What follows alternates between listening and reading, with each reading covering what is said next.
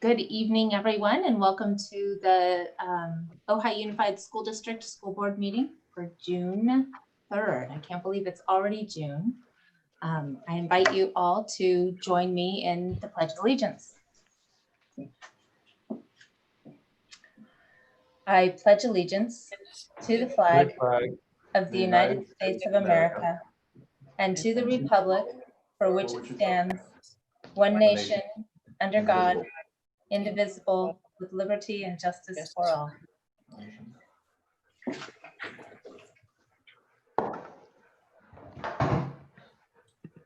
Thank you and welcome. I think we're still filling up with people here. Oh, there's Sophie Massey, speaking of, joining us. And it looks like Colby may be joining us. I believe there are no emergency additions or modifications to the agenda. So if we have a motion to approve the agenda for tonight. I'll move to approve. Thank you, Thane and Jane. And we'll do a roll call vote. Thane, all in favor, say aye. Thane, sorry. Aye. Jane? Aye. Michael? Aye. Kevin? Aye. And Shelley? Aye. So the agenda has been approved. And we have two board meeting minutes to approve, May 13th and May 26th. So if we have I hadn't heard that there were any corrections to be made. I'll move to approve both. Thank you, Thane. I'll second. And Jane, and a roll call vote, all in favor. Thane? Aye. Jane? Aye. Michael? Aye. Kevin? Aye. And Shelley? Aye. That passes unanimously also.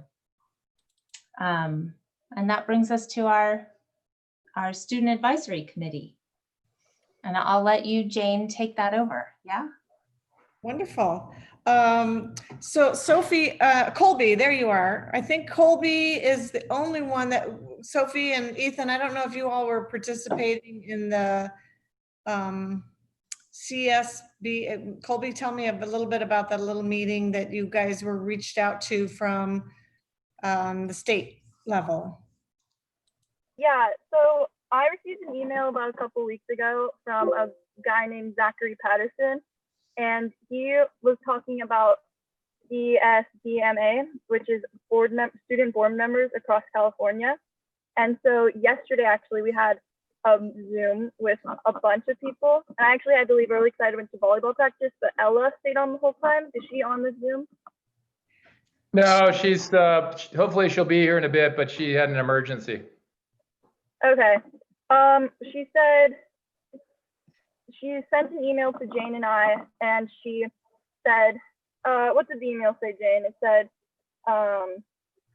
so the group, we didn't get a lot of information on it, but the group is trying to, from what I understand, do two things.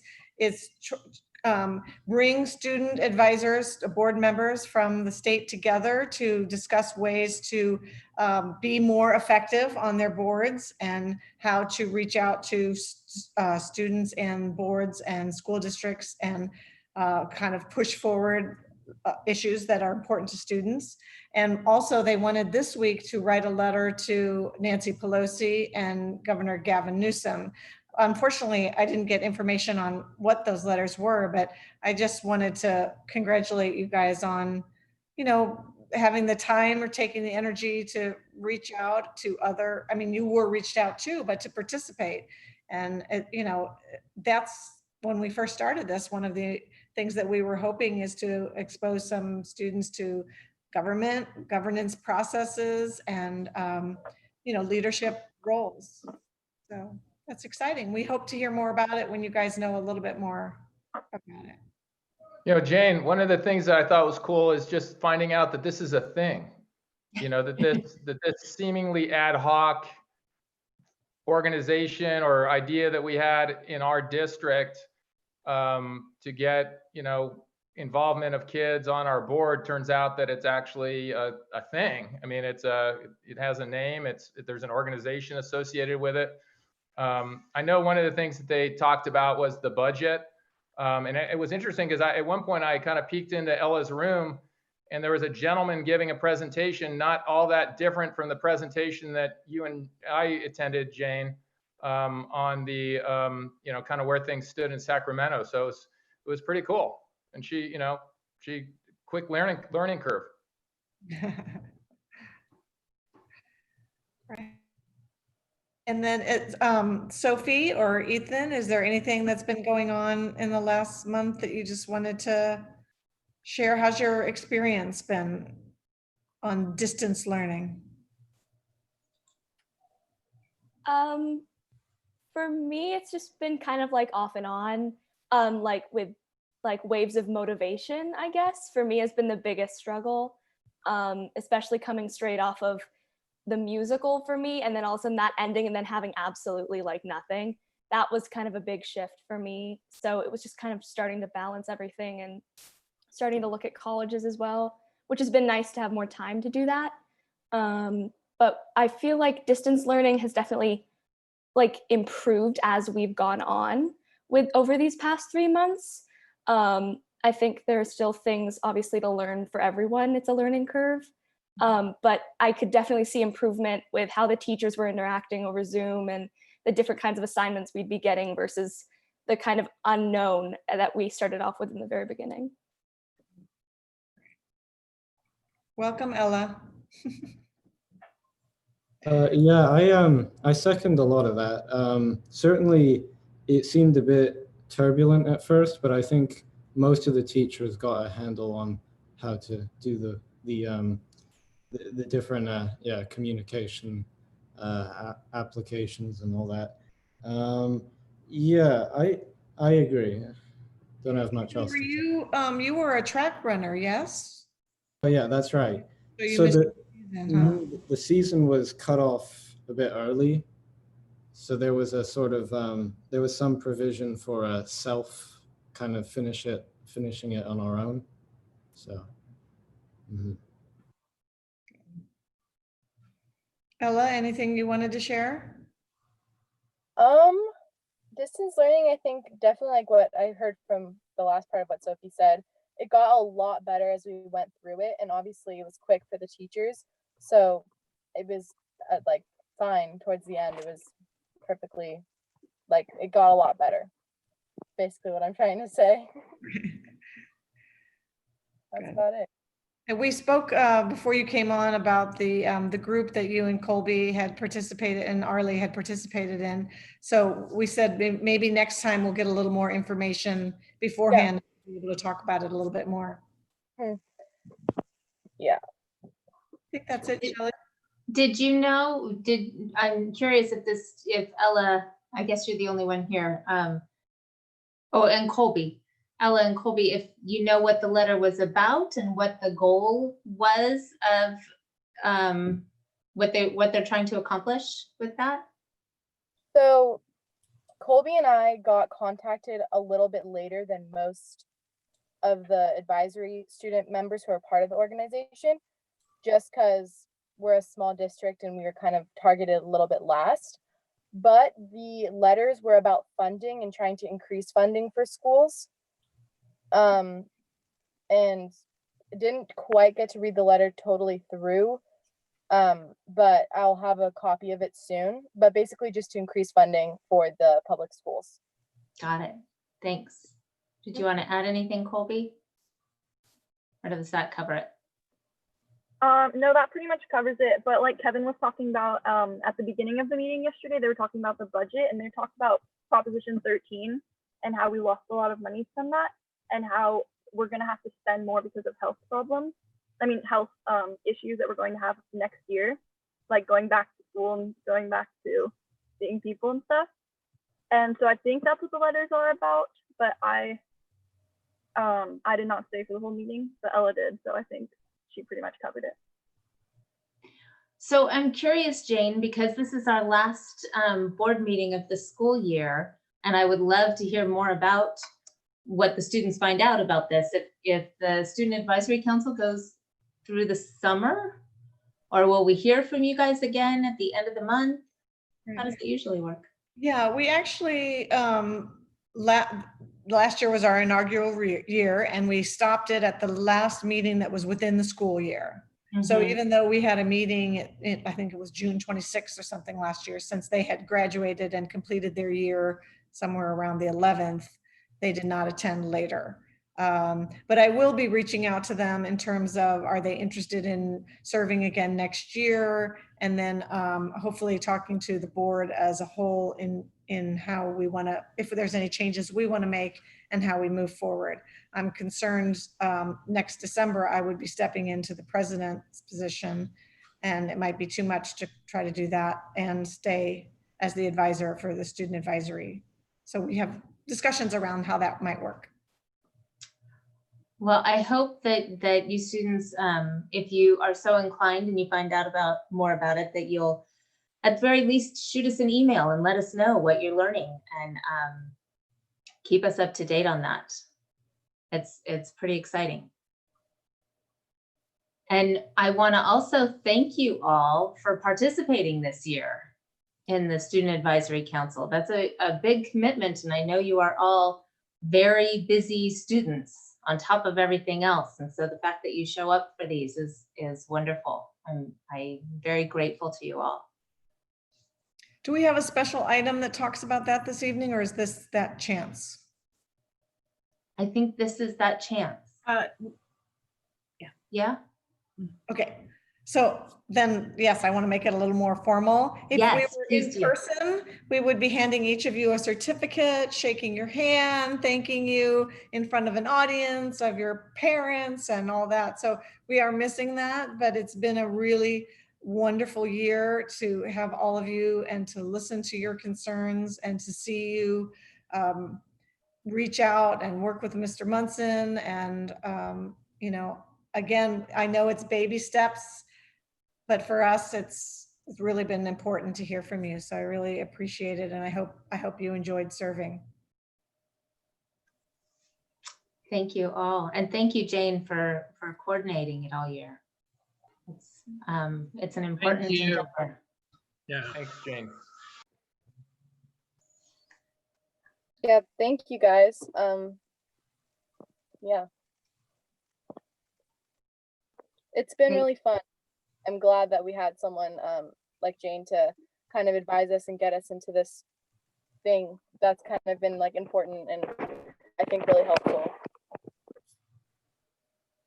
Well, we're very grateful. And so thank you all, and you guys are welcome to stay for the meeting, or if you have other things you need to do, we completely understand that as well. So we will say goodbye and congratulations on your ending the school year, and have a wonderful summer. Thank you. Thank you, guys. Thank you. Thank you so much. Bye. So that was our Student Advisory Council, and now we will hear from Chuck Crawford as our CSEA President, Union President. Hello Hi, there. Good evening. It's been a hot day, so I'm going to keep it short. Am I heard okay? Microphone's good? Okay, good. I'm really glad to see the retirement list on there. It's one of the joys of honoring and respecting those people that have put in so many years to make this district work. Thank you. I know there's recognition coming up for them. Gosh, there's some real troopers that are retiring, and when I see the young folks that are coming up, that's exciting because there's this transition that we see socially that's taking place, and to see young, responsible people coming in is encouraging. We as CSEA locally have enjoyed the collaboration with this district. That's not exactly happening all over.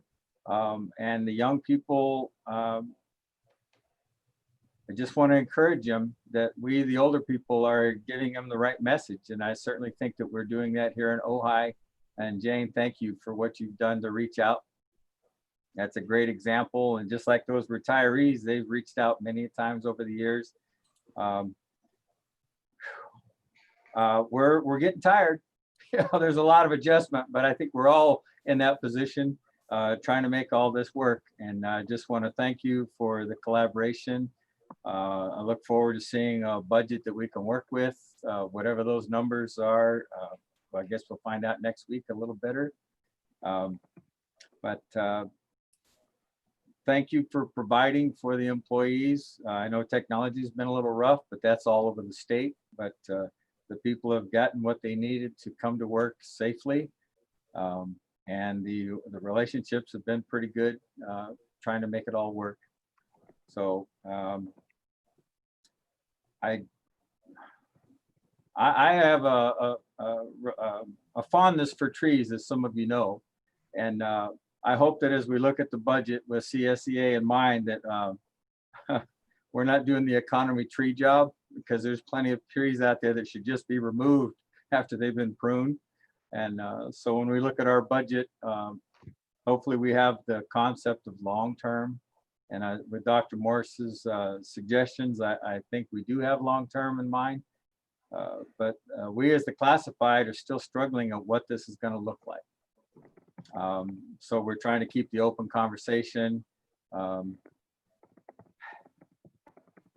And I think we're all just in that position, right? We don't really know what tomorrow is, but it sure is encouraging to see those kids. And that's what we're here for. So with that, I'm going to quit rambling. Thank you for supporting our classified employees the way you do. And the retirees, thank you for acknowledging and recognizing them as well.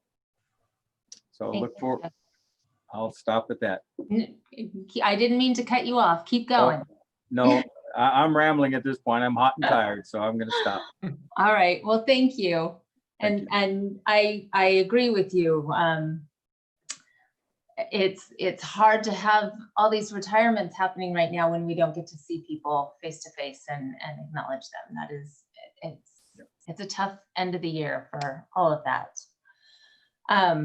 Before we move on, I was reminded that I skipped over public comment, and I did that because I had heard there weren't any public comment, but just for the viewing public, I wanted to mention that there were no public comments at this time. And now we have Angie, president of OFT. Hi, Chuck, I agree. It's been a crazy week, and I have to say I felt completely mixed up today. I don't think I communicated once clearly.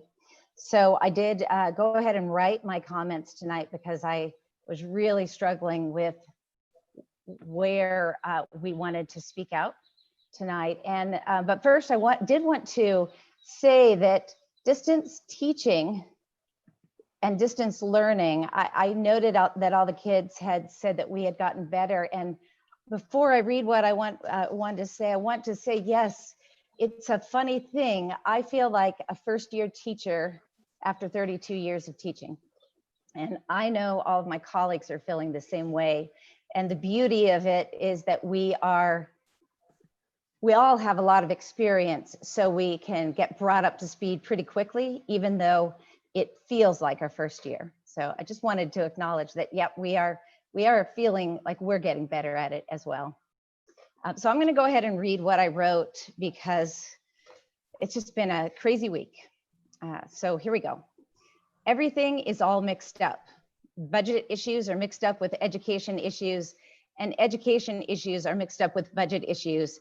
And on top of all of these issues, there's the glaring truth of the world and our country that equity has not yet been figured out, and racism still sits in the air like an unhealthy smog. I bring this up because equity issues have to be at the forefront of all budgetary decisions we make. We have a responsibility to bring light where there is dark. We have a responsibility to educate not only by teaching, but to make decisions that show our actions are equal to our talk and our values. If we value students, then we have a responsibility to keep budget cuts away from them. I say this because I've thought about the three options for budget cuts and solutions presented to the board last week, and have come around to believe that selling the downtown property isn't a bad idea. While it might take time, it is also the one option that keeps cuts away from kids and their programs. By seeking to sell the downtown property, you would be putting students and staff first. You could be saying that you value lower class sizes, higher morale, student-teacher relationships, professional development for the best educational experience our kids can have. Why? Because all of the other options included cuts that would impact everything I said above. Furthermore, what you would be saying just by your willingness to look into selling the downtown property is that you value the time and energy of all staff.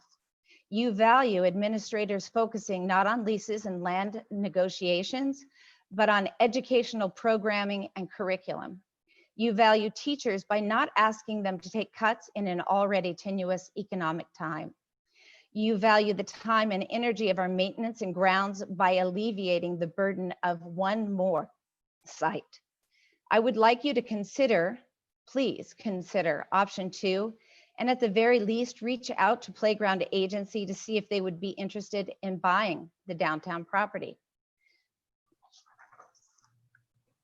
And that's it. I feel like the teachers, when we looked at the cuts, there was a huge impact on staff, but those impacts on staff are impacts on kids.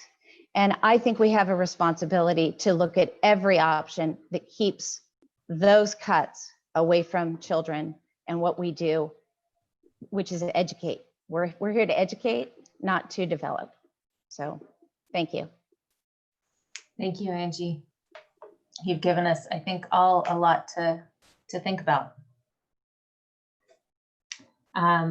We move now to the superintendent's report. All right, hello, welcome everyone. I just have 2 kind of quick updates and then standing ovations. A lot of what we've been working on, you'll see later in items, including the budget and the reopening committee. So I don't need to go over those in my report. The 2 quick things. One, I'm sure you have seen on social media, we had a little bit of vandalism at Nordhoff High School. We have not identified the vandals at this time, although it has been in social media. So my guess is they're not Ojai Unified students, because we would have been able to see them. But if you see that floating around, we will be submitting a claim to our insurance company for that. But it was an unfortunate event. We were lucky that the fire alarms went off kind of in the early stages of it. And so that helped. And of course, all of our cameras on campus do work. There's some rumors that they don't, but our cameras do work and they're tied directly to the sheriff's office. So we were able to have a very, very quick response time on that and to prevent further damage. I also wanted to share that as of today, we have 74 students enrolled in Summit School. And so we're excited for that and excited to see that program grow and blossom into next year. So that is that's great news to go from 0 last year to 75 at that school. And then I'm going to share my Tiffany, do you know if those students are current OUSD students, or are they just wanting to not? I don't actually have that breakdown. Okay. At this point, but we will get that at some point. So here are standing ovations. I would love to take a lot of time to go through all of these, but we have 25 of them because it's the end of the school year. So people are very thankful and grateful. So I will do a quick run through of each one. I have emailed every person who received a standing ovation personally this morning, along with any of their team members or supervisors who would want to know. So one is for our MFT associates. These are our employees who provide counseling services to students, and they have been quite busy and they've really stepped up to the plate during this time to help make sure that our students have access to short-term mental health services, and then our students who have ongoing services have those as well. And they were nominated by Janine Murphy. We have a nomination for Catherine White, principal, and for her work during the COVID time. You'll see many of these are specifically related to the COVID and closure work that people have done a great job on. We have another one, you might remember, we had one for teacher Craig Andrews a couple of meetings ago, and we have another one for really reaching out and connecting with her son. This was submitted by a parent. We have one for Jessica Fenley at Miramani for her great Zoom sessions, which one of the things you'll see in our reopening committee is we want our folks who are doing really good job right now to be able to share with their peers and to provide professional development to their peers. So I'm keeping a list of these people whose parents are loving their Zoom meetings to see if they'll be willing to share their secrets with their coworkers. We have one, we actually got two for Jessica. We have several that got two from Dr. Sherilyn Wheaton. We have another one for A Place to Grow and Miss Sherry, who's done a really good job. If you have been following, if you don't follow A Place to Grow on Facebook, you should, because they have the cutest page of all time. And they do really great activities with the preschool kids and have done a really good job. The model that they use, I'll just share this because I think it's really interesting. They have 4 half-hour activities each day, and parents can check in for all of those activities or just the art activity or just the calendar activity. And so they've been providing some flexibility for students and parents, but also having daily routines for kids. We have another one for Brenda Hill, who is our TOSA this year, but has really done a tremendous amount of work in what we would call education technology support, supporting our our teachers, building out lesson plans, really doing a great job of helping us with the ed tech piece. We have one for Heather Beamer, who's a special education teacher at Miramani. Another one for keeping kids engaged on Zoom, which is not very easy. So great to see that. Actually 2 for Heather. I don't know if the other one's in here, but we have one for Alex Mejia at Matilaha for all of her work, taking the time to have private Zoom sessions available for students who needed extra assistance in math. We have one for Vicky. Actually, I think we got 2 for Vicky. At Miramani for going above and beyond for students, making sure that they don't fall behind. I love this one because it's retroactive. Son is now entering high school and feels like she changed his mind about school forever. So that's great to see that influence so many years later. We have one for June Sears. This is long but amazing if you take the time to read everything, and it's great to see this as Miss Sears is retiring, and one of our honorees on Friday. Actually, several people on this list are retirees, but really appreciative of the connection that June had with parents. Another one for June, setting the standard for what a teacher should be. We have one for Nikki Crawford, instructional assistant. And I just love this phrase, Nikki loves my kids like they're her own. And that would be what we would hope for our teachers and our instructional aides. So submitted by a parent. We have a couple for Courtney Whaley at Miramani for her exceptional job with distance learning. And I like that she made multiple YouTube videos for kids and then split the class into small groups for Zoom meetings. So an innovative way of working through the technology for kindergartners. Another one for Miss Whaley, looking after students' academic needs, really going above and beyond to help find Wi-Fi issues. I really appreciate her connecting with parents. We have one for Jennifer Marks, who's a noon duty supervisor and instructional assistant for engaging with kids and just really, I like this. She'll be deeply missed by my family, especially our daughter as she moves to middle school. So love those people that make an impact. We have Amy Mohar, who's our occupational therapist, keeping in contact during COVID and really connecting with students. You'll see our parents are so appreciative of our staff who really went above and beyond to connect with students and parents during this time. Just a couple more. One for David Rogers, submitted by Linda Jordan, for all of his time and effort to go through and make sure our technology works. I'm sure you recognize this, but this has been a tremendous lift for a district that was only partially one-to-one to really ensure that students had devices and hotspots and that teachers had devices and hotspots has been a massive amount of work. And that's not all David does, but that's been a significant amount of work and time. So we appreciate that. Carl Rimpa, who is our warehouse and delivery driver, has really kept the district together, driving things around, dropping off food. It's been a really big lift for everyone, and he has helped to make sure that all of our sites have what they need to serve meals to our students. And in terms of just personal protective equipment and all of the other things that sites need, Carl really single-handedly does that for the entire district.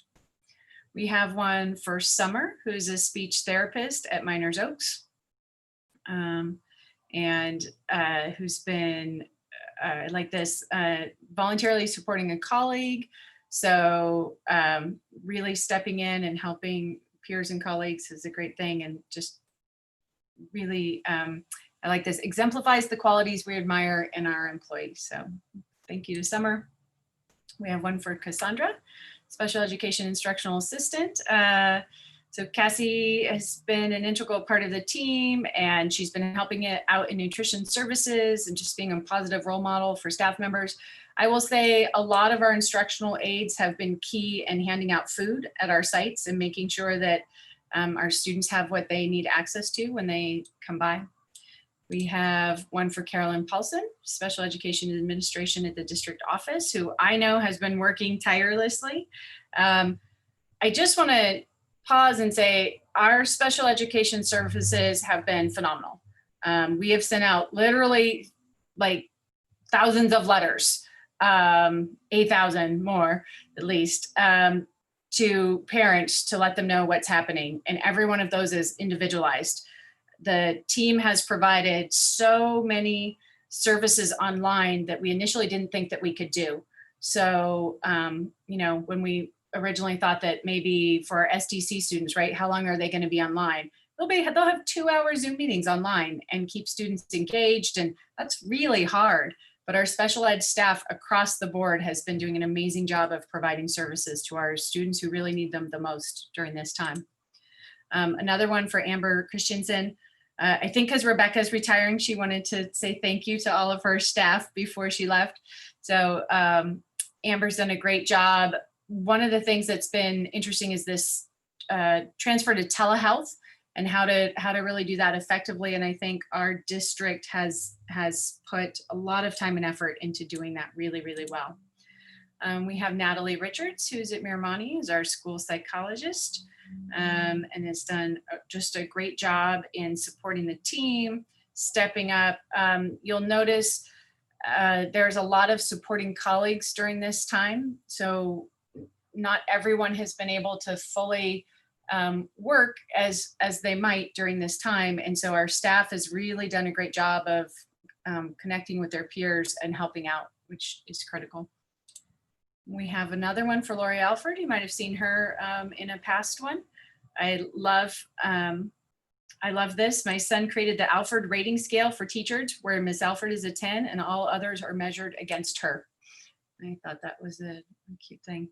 And then we have one more for Sarah Hoffman. And I will tell you, this one has probably 6 more paragraphs about how great Sarah is. And it's really touching and amazing to read. We just put this one on the slide, but this was a phenomenal standing ovation for Sarah, instructional aide at Miramani. So from a parent who works in LAUSD. So those are our standing ovations for the end of this year. We just want to thank all of our staff and recognize them for their hard work, both our certificated and our classified and our managers who are out there doing great work for kids every single day. I wish we could really be there with them all and give them official standing ovations. Yes. I love Chuck's clapping hands there. You figured it out. You're ahead of me, man. Thank you, Tiffany, for the superintendent's report. And that brings us to our presentations. So 5.1 is the reopening committee recommendations. And I just want to open this by saying a huge thank you to all those staff members who have been putting forth their time and energy into making the safest and most well thought out opening to our school year in the fall, even while they're still teaching and finishing the school year, which we all know is one of the biggest times of the year for teachers. There's so much going on and so many things to do, and over 70 staff have stepped forward to help us really look at the opening from all sides. I'm very appreciative. Yeah, this has been a lot of work. When we first started and I laid out the timeline, Angie said, "Do you really think that's possible? That seems pretty ambitious." It was ambitious, but here we are, June 3rd, with our semi-final recommendations coming to the board as we kind of thought that we would. So just an overview of the process. We had 75 staff members on our last call, management, classified, instructional staff. We first met to determine what we needed to consider. So we broke into subgroups, and then we said, what are the things that we need to consider in each group? Then we, over the course of the next week, conducted independent research. So groups went out and found articles. I'm sure if you're like me, people send you articles every single day. Did you see this? Did you see this? What recommendations are out there? So the group independently collected their research and then came back and talked together about, used that research to enlighten their recommendations that they came to as a subcommittee. Each subcommittee did independent work, and then they submitted those back to us, and then we put them into kind of a standard format. After we had that standard format, I believe this was just last Friday, maybe, we reviewed that standard format that went back to the subcommittee, and then we put all of those together as a group, and the whole group looked at every single subcommittee's work. We then sent those standard forms out to each person on the reopening committee, and they got to vote on each recommendation, and I'll show you the results of those in a minute. Last night, the recommendations went to the Parent Advisory Committee. So we had a Parent Advisory Committee that was formed earlier this year. Unfortunately, they had only met once so far this year. There are 2 representatives from each school were selected to be on the Parent Advisory Committee. I think 6 people were on the meeting last night, and then we sent it out to the entire group to vote on. And so these are so I'll show you the scores from the Parent Advisory Committee. Our next steps are to present to you our work, to present to the board our work. And there are a couple of things that came up from the Parent Advisory Committee. So again, they just saw this last night, they voted today, and then we turned around those scores today. There are 2 items that I think we would probably want to think about, discuss with you, get feedback from you, the board. We would hope to have a final document prepared by tomorrow. And then tomorrow I would email out to all parents in the district, both the final document for the 4 areas that are really solidified, and then also a survey on what plans are for next year. The Parent Advisory Committee also reviewed the survey that would be going out. And then we will begin negotiations with OFT and CSEA. I think our meeting is scheduled for immediately after the June 15th state budget comes out. And so we will use these as a basis for talking about, not all of them need to be negotiated, but we want to make sure that we're including this work in any MOUs that we might sign for the next school year. And then we'll turn these recommendations into a planning document for the leadership team and a checklist. And so what we will do as leadership is go through each recommendation and kind of come up with an action plan about how we might be able to implement it. You'll see, and I'm actually going to exit from here and I'm going to show you.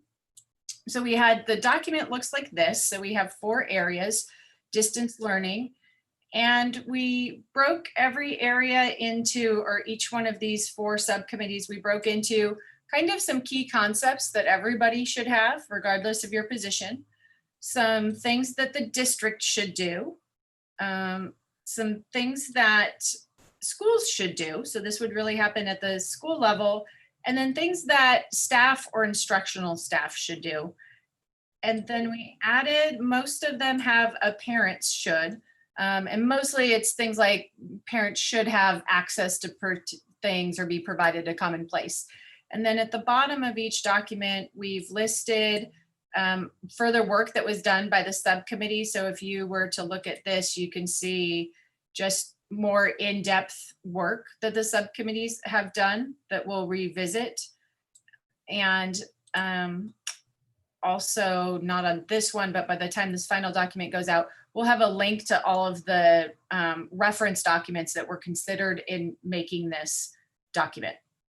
So we have distance learning, we have workplace safety, and this is really like that personal protective equipment, protocols for coming back. We have specialty classes. So what do we do for physical education, visual and performing arts, career and technical education? And then we had a subgroup on student support. So these 4 are fairly close to final. We also had a subcommittee on bell schedule, and the bell schedule is a lot more complicated. It doesn't fit into this kind of document and requires us to do a lot of work around staffing. The bell schedule is not finished yet and also will have to be negotiated, and there will be pieces of that that we'll have to do collaboratively, but we're getting close, and I'll talk about that in the next part of the presentation. So hot off the press, these are the scores that we had for each group. Each survey had 3 levels. So there was a survey that went out and you had 3 choices. You had 1, I agree, 2, I don't love it, and 3, I disagree. And so what we had agreed on with the committee is that anything that scored higher than a 2, right? So if it scored in between, I agree and I don't love it, then we would move forward. If it scored higher than a 2, we would take that back to the committee. And you'll see we didn't have anything that was even close to a 2 from the reopening committee. From our parent committee, we had 2 that we'll want to look at. So unanimously, the committees agreed with everything. I did highlight anything that was higher than a like 1.25. So meaning that it was, everybody still agreed on it, but maybe some people didn't love it or didn't agree. So some of these areas that are highlighted are things that are just telling us that these are areas where either we need to explain it a little better when we do the rollout. I can tell in reading some of the narrative comments that there are some things that we need to clarify. So for example, we're not going to have instructional staff. We're not having teachers taking kids' temperatures, but they're in the narrative. Some teachers were worried about that. So some of these we would just want to clarify or potentially rewrite. So this one was at a 1.75, develop a protocol to ensure teachers, staff, and parents are offered resources, including vital trauma training. My sense is that some staff may not know or understand what to do with trauma training and what that looks like. So that would be something we would want to talk about a little bit more and talk about why that would be valuable to have. This one, the parent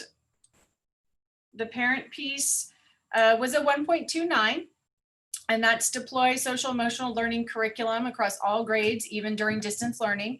That could be because we didn't write out social emotional learning, so they might not have liked that because they didn't. I had a feedback saying, I don't know what SEL is, and that was my fault. So when we have the final document, we'll make sure that we write out what social emotional learning is.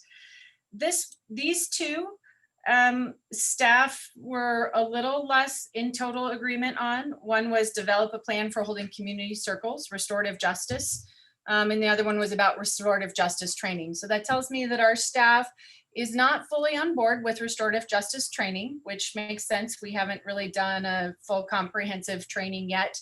And probably has some apprehension about how you would hold a community circle in distance learning, because that's kind of a big ask. And so I can see that that would be an area where if we are able to implement this recommendation, we would want to provide support. And I'll just pause and say, are there any questions so far? I think my only question, and you may eventually get to it, is I'm imagining that there are people out there watching this who are saying, wait, you're talking distance learning now. What's really gonna happen next year on campus or distance learning, and what can I expect as a parent?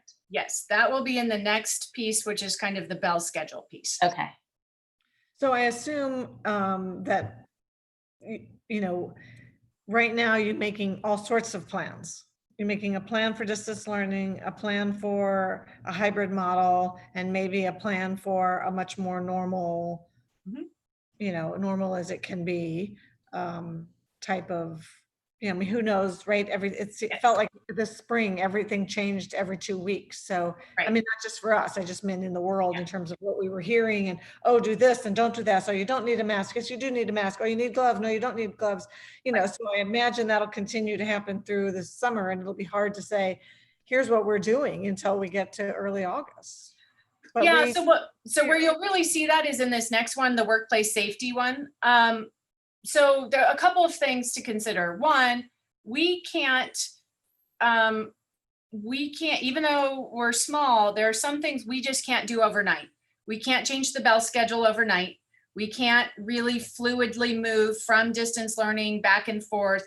We can't move into distance learning if we don't already have a plan and a process for that.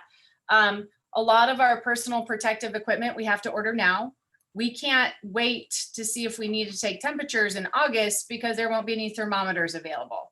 So some things we just have to plan on doing now and say, this is what we think we need to do, right? That's why you saw the CSUs and universities are making their fall plans and saying, we just have to know what we're doing, which is why we really were pushing to do this work now before the end of the school year, so that parents could have a general sense of what we're doing, what precautions we think we're gonna have in place.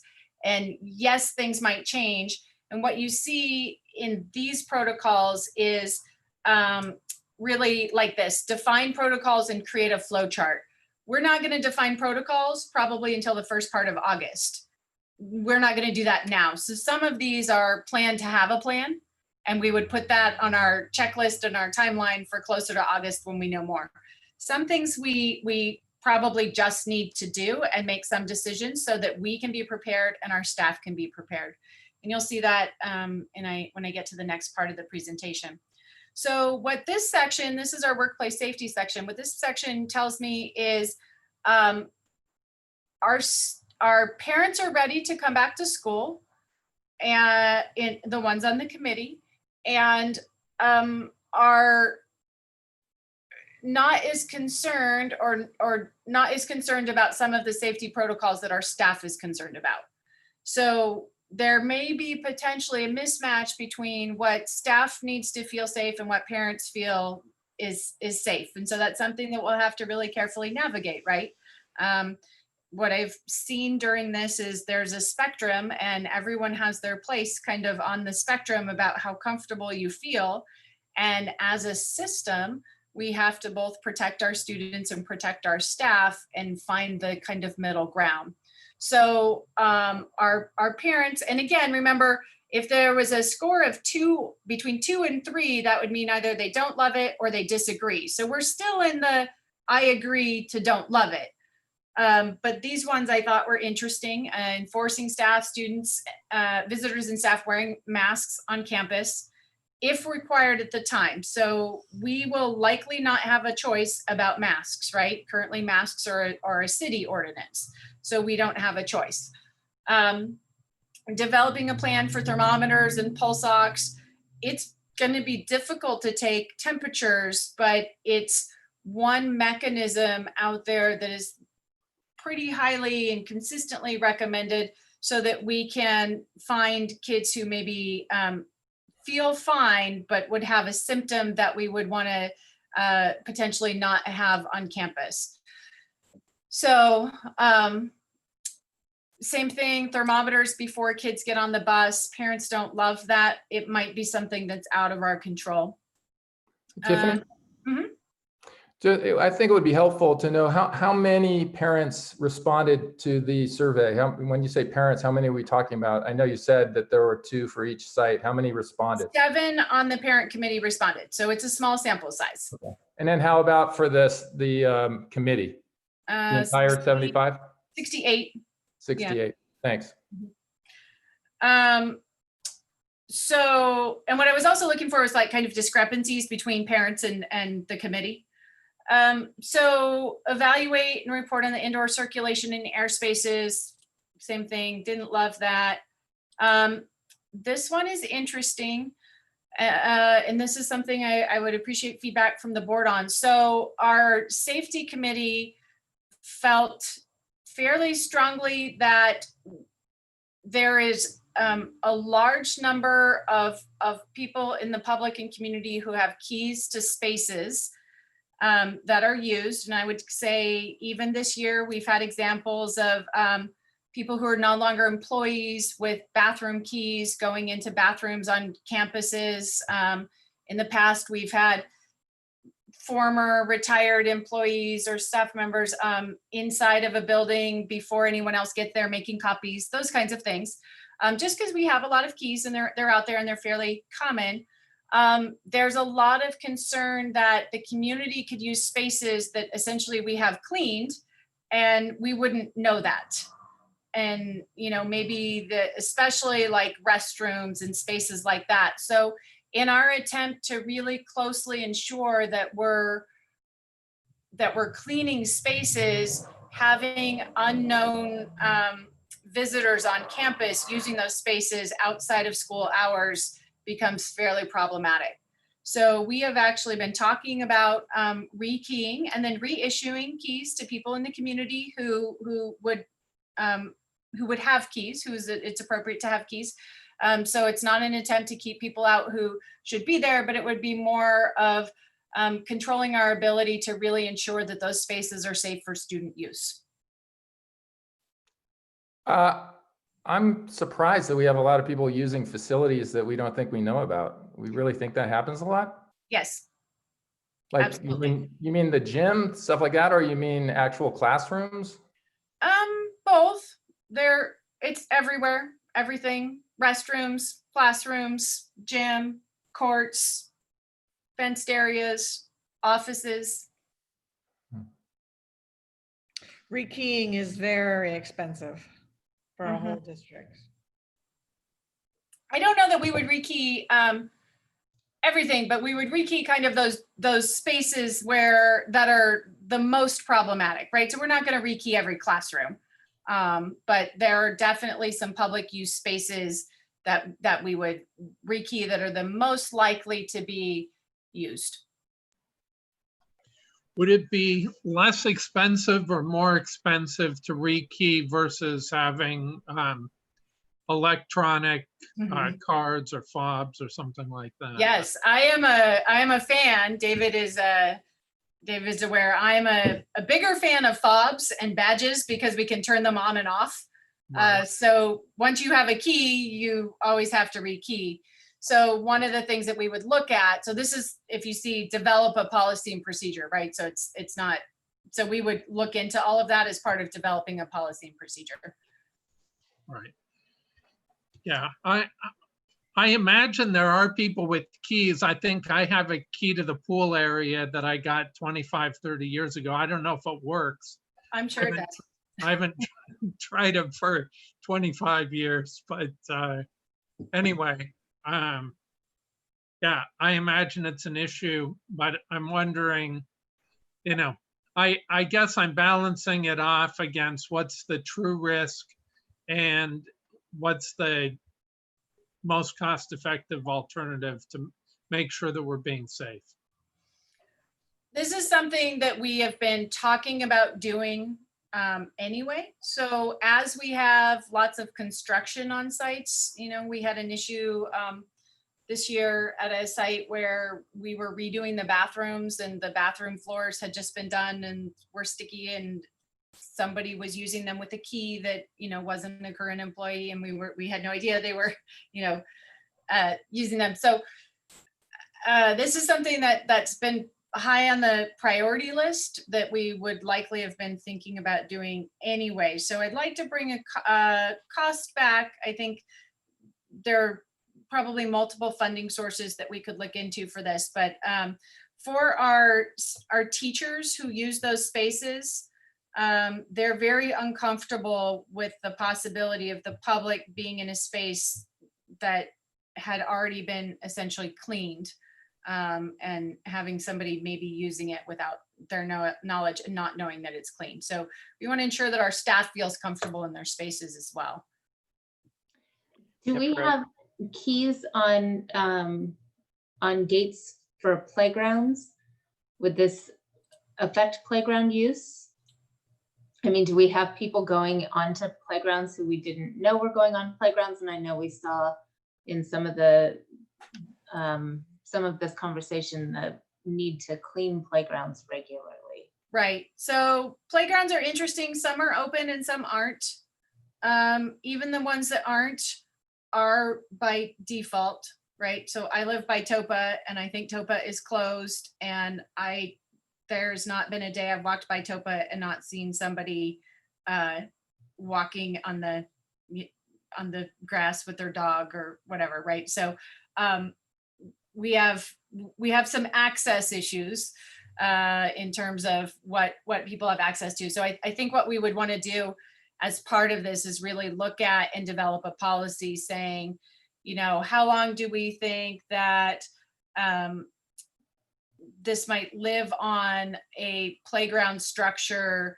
Is that, given the best knowledge we have at the time, is that something we need to worry about? Is that something that's okay? Are we going to clean the playgrounds every Monday morning? Do we have the capacity to do that? Those are all things that would be part of consideration of this one item. Okay, I personally hate to do it. I really like to see public spaces publicly used, but in keeping people safe, I think I'm glad to hear it's part of the conversation. Yeah, I wanted to add, I mean, this is not a new subject, you know, short of, or, you know, leaving COVID out of it, which obviously is like, you know, it's the gigantic elephant in the room. So I know it's significant, but especially in the context of Measure J and, you know, an overall holistic approach to wanting our facilities to be able to be used by the public. This is definitely a part of a bigger conversation. I remember when I first came on the board, a person who was very involved with the Brownie troop was really upset that they were not being allowed to use certain space. And, you know, it seems like we've done a better job in the last few years of making spaces more available. So again, I get that COVID is a different issue, but it's certainly, in my mind as a board member, something that I would want to be really careful about. And our goal isn't to not have spaces available. Our goal would be able to control who uses the space, right? So it's less about saying no and more about having a process to say yes. And making sure that they're safe and clean. Yeah. So as we get down to this further on this workplace safety, you can see this parent committee, not a super huge fan of taking temperatures, not a huge fan of social distancing in classrooms. These two, which didn't score super high, these are really more, I would say, administrative and procedural. So I can see how these might not score, might not be super popular, like updating the material safety data sheets, but that's something we would need to do. So it's on this list so that we remember to do it. You know, I was thinking it really with the small group, it's really, you know, if you have one person who's, you know, not a social distancer, somebody who doesn't like wearing masks and who feels all this is a little overhyped, it could really skew these numbers. Yeah, for sure. I still go back to, in general, everything was less than a 2. So everything was still in the agree to don't love it phase. So nothing was like, no, this is absolutely not, except for a couple I'll show you in a minute. Not a big fan of disabling sprint drinking fountains. That might, again, be something that we just need to do. We might not have control over that. Drinking, we would be looking at every campus to see where are there areas that are potentially used by students frequently and how could we assist with that. So one of the things, if we disable the bubbler heads for fountains down here, or actually it's on the regular sheet, is something about like providing water bottles to students, right? So we don't want students to not have water. We would have another plan for ensuring they have water. So this one is interesting. This one, again, to our teachers. I think our teachers in the narrative came up and said, like, we don't want to be taking temperatures. Our teachers would not be taking temperatures, but what we would have is kind of a protocol that says, if the student is complaining of this or, looks like this, send them to the office, and we would have essentially an isolated room for students until they get picked up. So it's not very different than what we currently do. We would just want to make sure it was clear and updated for COVID. So develop a regular routine for cleaning and sanitation. Staff has concerns about this and what it's like. Our custodial staff, we're fairly understaffed at every site. And so they're concerned, rightfully so, based on current experience, that we would be able to do what we need to do. And so that is part of this plan, is how can we look at our routines? What do we need to change? We already had flooring in the budget for Measure J to replace the flooring at every site. And so we had done a little pilot earlier in the year. And so we're seeing if we can ramp that project up and move that sooner so that we can get rid of carpet in classrooms. For sure at the elementary school where kids sit on the floor and carpet. So are there things that we can do that would help us with these regular routines for cleaning and sanitization? So having a hard surface on the floor, which was already the plan, but doing that a little quicker so we can save some time for our custodians to do other things that are necessary. So that is the workplace safety one. We have distance learning. Tiffany, do you know, I don't know if you know off the top of your head, how many classrooms we have that have carpeting? A lot. A lot. Mm-hmm. We're doing a survey and an inventory right now. Okay. We were just talking about it today. Again, it was something we were already going to do one school over the summer, but it might be that we can do more since it was after the COVID thing passes. For kids sitting on the floor, it seems like they would want to sit on a carpet. Yes, we would have rugs. On a hard floor. Yeah, classroom rugs for teachers would be part of the long-term plan. Okay. Yeah. Sounded mean. No, I hear you, and we do. Sitting on rugs is an important part of it. We can't clean the carpet adequately, and it's kind of old, so we would prefer that they sit on a rug that we could either replace on a semi-regular schedule or clean more thoroughly, even after all of this. So this is the distance learning group. Before you, I just want to add one thing about the thermometers. So, we've started a summer camp, and there's, those thermometers that just read the forehead. It's very fast. It's not, it literally takes a second. So I don't imagine that would be difficult for teachers. But in terms of the bus, if children are standing outside waiting for a bus and it's a hot day, the temperature is going to show high because their bodies are going to be hot. So that isn't, although it's a great thing for, maybe employees coming into nursing homes, I don't know in terms of children who run around so much how effective it would be either. Yeah. We have ordered thermometers because we also need them for our summer camp, and we ordered forehead thermometers. And the good news is we'll get to pilot this over the summer with our summer camps, and we can kind of see if there are issues like that we would need to address.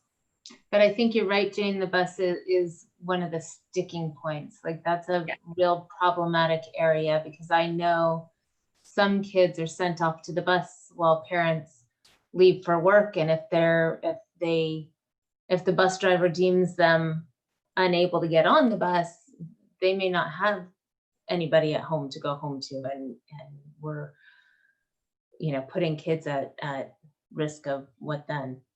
I think the buses for me is a big question mark as to how to make that work. For us too. I'm sure. Buses are one of the harder ones to handle. So in the distance learning category, we're looking at, and you'll see this in the bell schedule, reducing the total course load for students. So we will likely be doing distance learning for secondary next year. It is highly unlikely that we will have the permission to open all campuses for all students at the same time. I don't know anyone who's planning for that. So there would likely be some kind of rotating schedule. One thing that we know in distance learning is that taking less classes, fewer classes is better. It's really hard to manage 6 classes at once.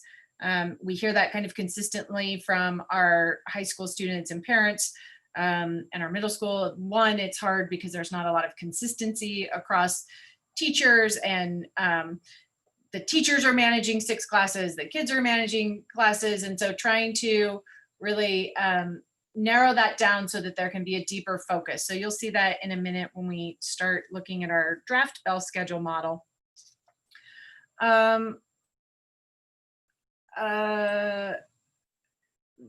Delivering face-to-face, having stated guidelines. So this is the one that I think is interesting. This is higher than a 2. Parents should have access to bilingual parent trainings and education, especially before the start of the school year, to familiarize families with expectations and how to help their children at home. So this one received a between disagree and don't love it score.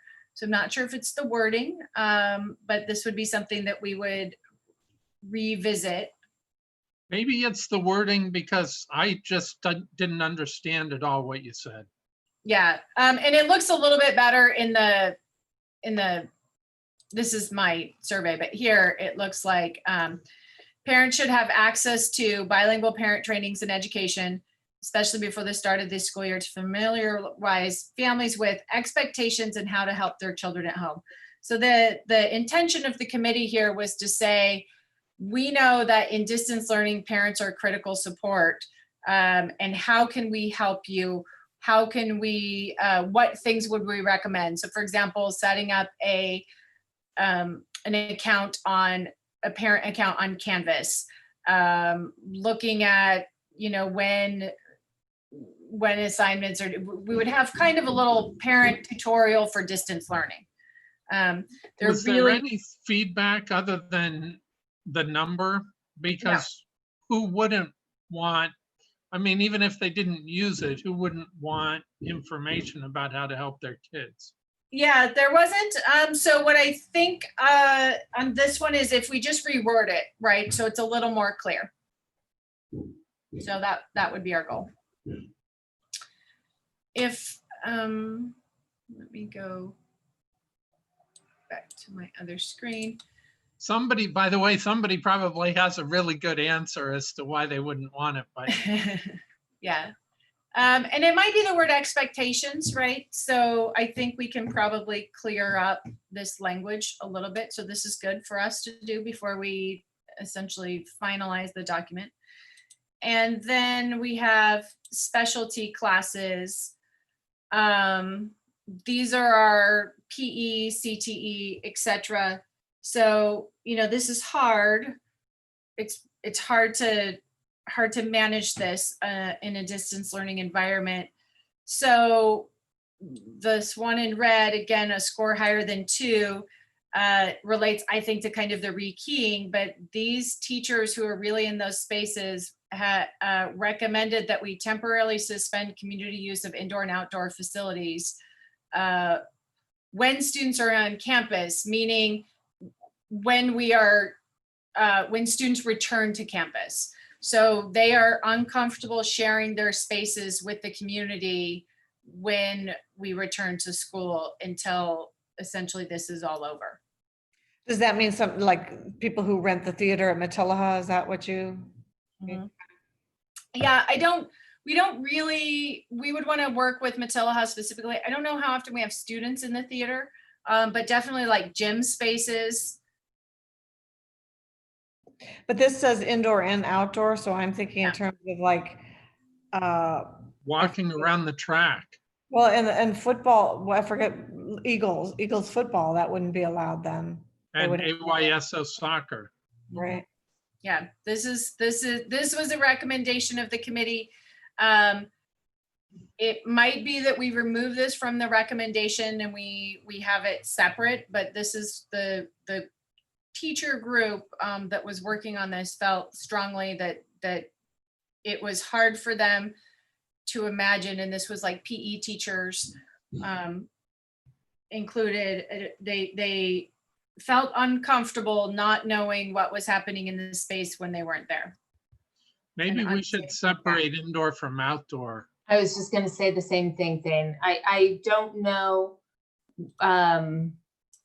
how much it lingers outdoors and, on fields. Are fields really a hotbed of contamination, or are these responses mostly about the indoor spaces? I think it has to do with restrooms that are available when we have outdoor spaces, right? So Right. it becomes indoor space essentially when we're renting it out. It might be, it might be something like those groups have rented restrooms for the season that are only used by them, that our staff and our students don't use. So they're separate restroom facilities, right? I'm not sure. Right, because a lot of that, obviously, like right now, there aren't very many sports. From my understanding, golf and tennis are the only things that are currently approved. Football and soccer, even, there's a little of volleyball, there's a little too much contact. So we could have but we don't have any groups that, that rent. Those things. Those, yeah. Yeah, And I would, go ahead, Kevin, sorry. I definitely, that would be a really significant burden on the community if we were to shut down Nordoff Fields for AYSO, for example. And it just doesn't make a lot of sense if the health authorities are saying that the kids can play. The residual impact on a field with just logic tells you it's just not going to be significant. So I would strongly think we'd want to look at a big difference between indoor and outdoor. And I think if we open outdoor, one of my concerns would be, even if we have the bathrooms locked, those outside doors are going to get checked, by people thinking they're unlocked. So the outside of any of those facilities on campuses would still need extra cleaning. But I think separating those two, like Thane said, would give us more information. And then just finishing up on this one, we're planning on locker rooms seem problematic for the staff, for PE teachers. So not having locker room use. That's pretty much. Can you go back to develop a system of universal sign up for gym, cafeteria, outdoor areas, parking lot? I didn't understand that one. It's just to say, if I'm a music teacher, right, and I might need to have my music class outside so that I can social distance because I have 50 kids in my class, I would not want to go outside every day and find out that the science class was using the outdoor space that's essentially my music lab. So it really requires us to develop a system of how spaces are used, because it's highly probable that most outdoor spaces will be utilized as much as possible, and we just want to make sure that teachers are clear about when it's their turn to use the space. Got it. And then in terms of the locker rooms, I think right now the health department says you can't use them. So So those are our recommendations. If you have any thoughts or considerations or any ones that you'd like me to pull, but I'd like to turn this into essentially some version of a final document. And then when we send out the parent survey, also include this so they can see that the work that we're planning on doing, removing these two or modifying the two that were scored problematically. I would like to see that somehow if it's sent out, I haven't got a sense, I think I've gotten a sense before tonight from you, but I haven't really heard it tonight, that this sort of like, this is the plan, assuming we're where we are right now. Like that things don't change before the fall. You know, so that it's sort of like, I don't want parents to be, it feels like, oh, we're definitely distance learning, or it's a little confusing to me. And then I get into here and I go, well, wait, these plans are if we're back on campus. So if we could just, whenever it's sent out, kind of be clear about, we are planning two separate scenarios because we don't know which scenario will be allowed come the end of August. So let's switch over then to this one. We are essentially planning on some version of hybrid because that seems like the most likely. That's what everyone in the county and pretty much the state is planning on, some version of hybrid for a number of reasons. It just seems unlikely that we will be able to bring all kids back on campus at one time. So looking at the Bell Schedule Committee then, and I will have a huge caveat to say, I hope these, you know, for example, aren't in the paper tomorrow because these are not real schedules. These are drafts of the committee, but I want to show you what our thinking is, but they are in no way finalized for next year. So here are our general considerations and assumptions.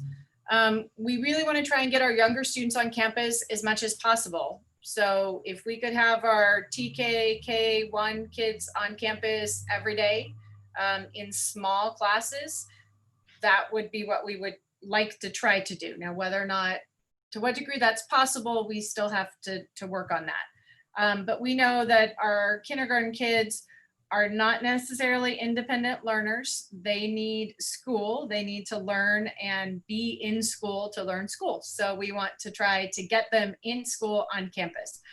Also, all of those early literacy skills are really important. We also, you know, are sensitive to issues of childcare for parents. And so the more we can get our younger students on campus, our secondary students will most likely be doing some version of distance learning so that we can have students in classrooms that have appropriate social distancing. We just can't put 35 kids in a classroom and meet the social distancing requirements. It's highly unlikely. So we have to have a plan for how we would do that.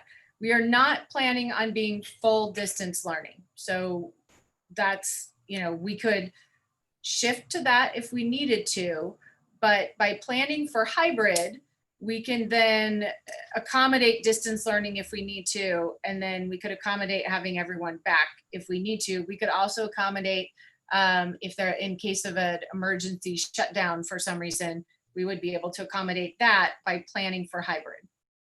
And by hybrid, do you mean a secondary student would be on campus maybe once or twice a week? I'll show you in just a minute.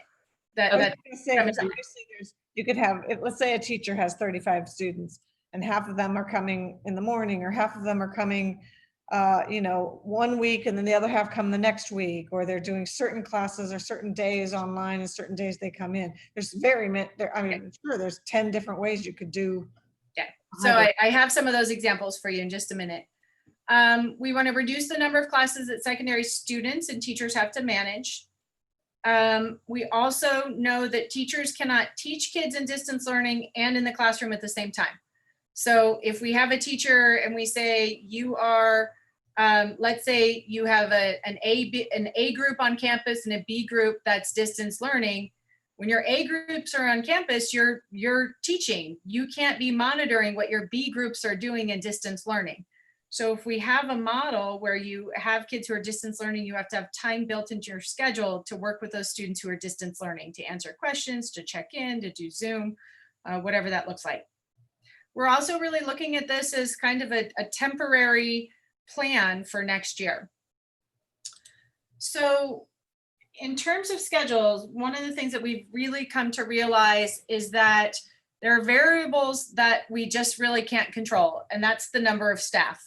So if we think about a classroom and we think that we have 30 kids in a classroom, in a class, and we say, well, we can only come back in groups of 10, I would need 3 teachers for those kids to come back on campus. I will not be able to get 3 teachers. With the resources we have, it is just not possible to triple or double the number of staff that we have working with students. We can, in targeted cases, potentially have more staff working with students. We can reach out to our partner programs. You know, we can do some work, but we can't do that district-wide for all classes in all grades. But we could maybe focus on TK, K, and 1 and have use some of those additional resources there. So what we can control, if we go back to that group of 30, we can control the number of kids in class. We can say, well, if we have a group of 10, we need 3 groups. If we have a group of 15, we only need 2.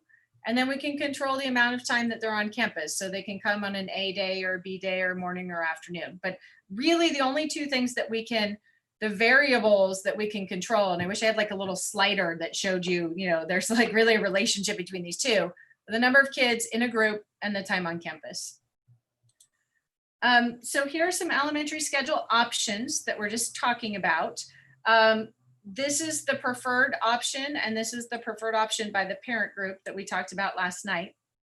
So Preferred by staff, is that what you mean? yes, by staff, not that we've done a massive survey of staff, but in the group that's working on it. So here's how we're kind of running our numbers. We are assuming right now that 30% of students will stay in distance learning. That number is based on state surveys, all the surveys that have been done in the county. We'll send our survey out tomorrow, so we'll get a better idea of that number. But for right now, that's the number we're using. So if we have a class of 30 kids, 9 kids stay in distance learning, meaning they're enrolled in the district, but they're learning from home and we're providing support because their parents don't want them to come back, either because they prefer distance learning or because they have underlying health conditions. So of the remaining 21, we would split those into 2 groups of 10 and 11. So no one knows what the magic number is for groups on campus.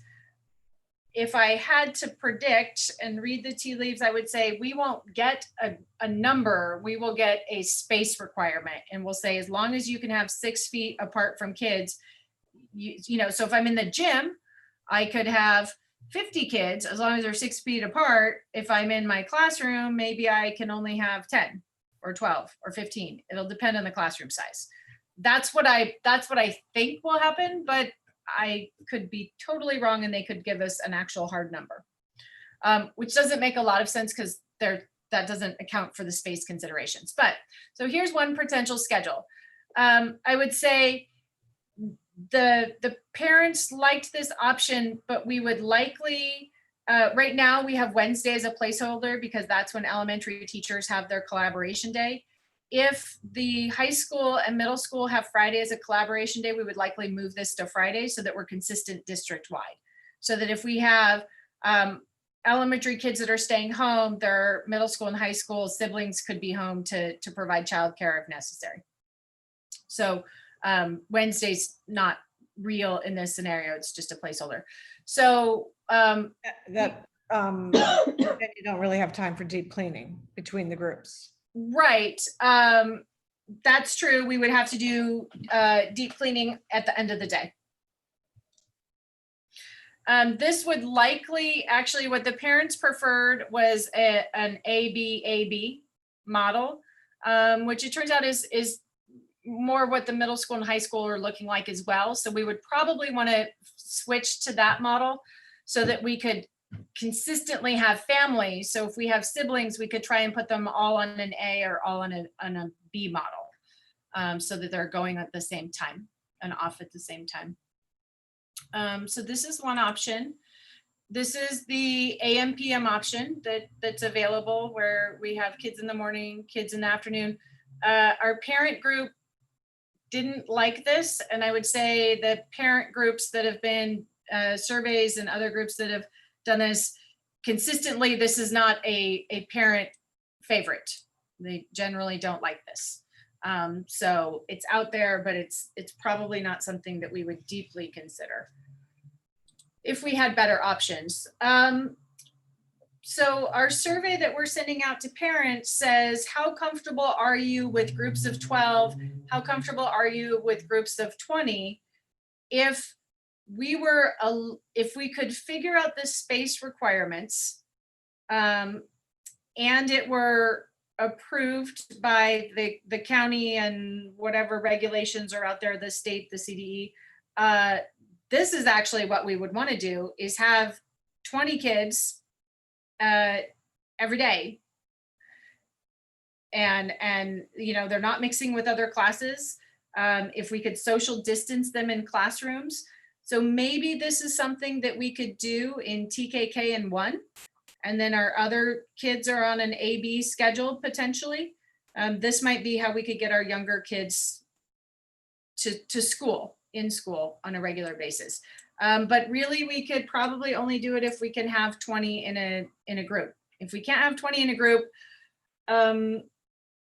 maybe we can double the amount of staff for TKK1. Maybe we can't, we're not sure yet. Cheryl, anything to add to this? You've been really leading this, and No, I don't think you missed anything, except that when you were looking at option 2, you referred to the parents really disliking that model. I just want to also include that it was also the staff's least favorite model as well. So they are most open to option 1. I think what's nice between option 1 and option 3 is they are completely compatible. We can move in and out of both of them pretty quickly. If it seems like more students in a space is okay for our community or for the health department versus if we need to go to smaller groups. So Tiffany, I did have a question on the other one that they didn't like, the number 2. Mm-hmm. What was it about that they didn't like? And then on this option 3, would this be a static division of the 21 and the 9, or and how would we determine who does distance and who doesn't? Yeah, so let me start with this option 2. Parents didn't like this because they have to deal with drop off and pickup, and middle of the day drop off and pickup, and they just thought it was more difficult with a work schedule. And that's been, It's a really short day too. Yeah, we've been hearing that from other districts kind of across the board as well. So in this one, the thinking isn't that we're forcing anyone to stay home on distance learning. It's that we think we will have families who choose for their children to stay home on distance learning. Will it be exactly 9? No, it'll be 11 or 5 or 6, it's going to be the numbers, and trying to actually make this work in reality is going to be a spectacular challenge, which is part of why we can't do this the day before school starts.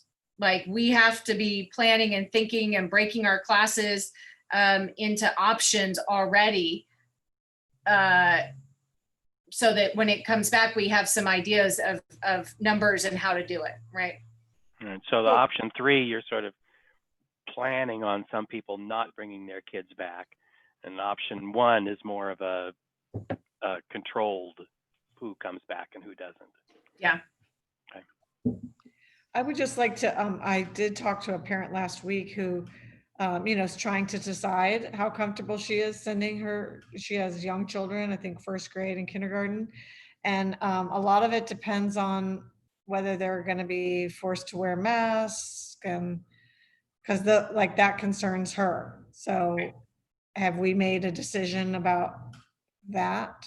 we won't make a mask decision until right before school starts. In our survey tomorrow that goes out to parents, we have a question about how comfortable they are with optional masks, how comfortable they are with required masks.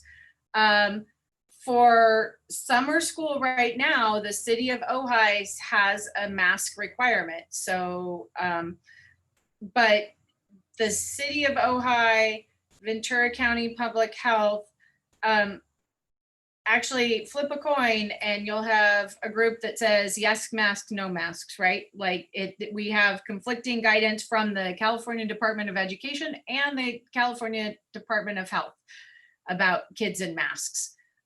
We know it's a problem.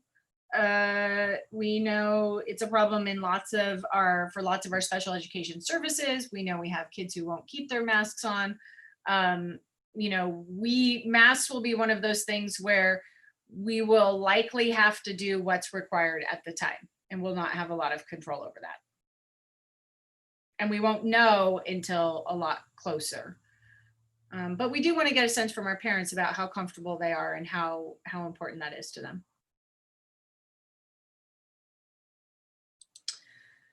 All right, so in our secondary, we have really two questions. What classes are kids taking? And then how often are kids on campus? So in thinking about models, so this is a potential Bell schedule.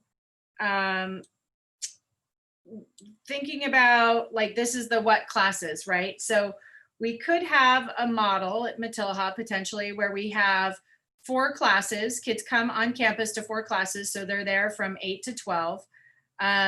School ends for them. We have 1 period of teacher prep, and then we have our teachers doing 1 virtual period where they're working with those kids who weren't on campus that day virtually.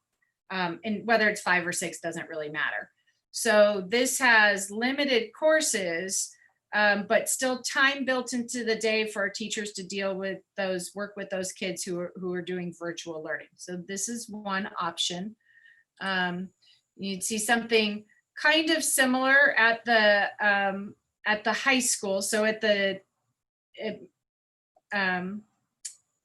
Matilaha, they're in 4 classes. Here, they're in 3. These are block classes. So essentially at the high school, kids are in 3 classes at a time. And they do 3 the first semester, 3 the second semester. So good news, we would have lots of our semester electives that we've been talking about. There's always a question about what do you do about year-long classes? What do you do about AP classes? So that's something we're working through right now. We, of course, don't want anything that would detract or penalize our AP program. So we would want to make sure that what we've been doing right now is researching with lots of other schools to see how they do this. This schedule is out there. Lots of people do it. Newberry Park does it. And looking at how they work with their AP classes. You would see in some of the reopening committee work, they talked about skinny classes.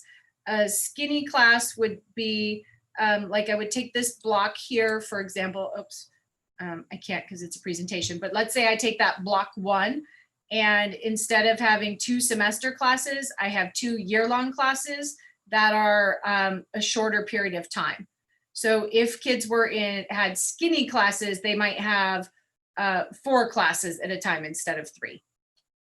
So there is lots and lots and lots of work to do on this still. What we are doing right now is working with staff, getting feedback, checking with the Ventura County Office of Education to do essentially draft runs of our schedule to see if this works with our staffing and how it fits with our current schedule that we've built. And if it kicks out a bunch of kids or how that works. So this is nowhere near ready to be done, but we needed a starting place to think about how we could build staffing for next year. This we think. I just want to make sure I'm understanding this correctly. So one class, since it's a block period, that's class 1, could actually be your year-long class, but you're doing it all in a semester. Yes.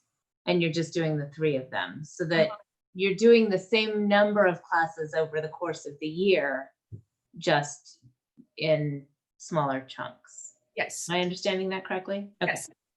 So that we used to do this in summer school. If you could take an entire semester of a class in, and you went to class from 8 to noon. So basically, instead of a chapter a week, you were doing a chapter a day.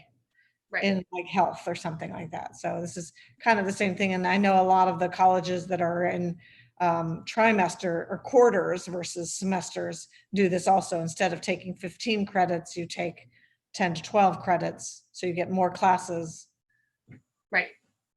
Yeah, there's a lot of, we've really reached out to a lot of programs that are doing this. Kelly Stone, our new AP at Matilaha, actually is at Chaminade, the big private school. And she is taught in block schedule forever. So she's a good resource to us in how this might look. So again, the one thing we don't have a lot of control over is staffing. And so anything that we pick has to fit within our staffing.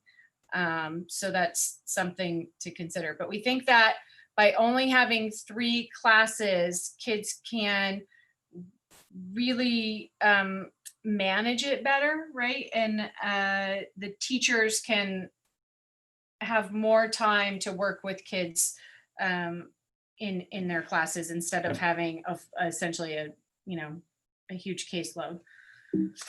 Just 2 questions on this one. It doesn't show if there's a group of students that are distance learning. I'm getting to that slide next. Okay, and then the second thing would be, my understanding is right now teachers do 5 periods and then they have a prep.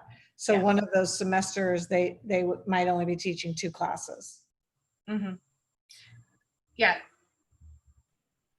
Yeah, teacher prep is built into that. I don't have the slide with what teacher prep looks like for you, but. So before you go on to this next slide, I did want to ask one other question about the prior one, and with the 3 classes a semester. Would that allow, and would we actually consciously undertake to coordinate the assignments from those 3 classes better? I remember one of the student reps talked about the conflict of assignments and due dates and stuff.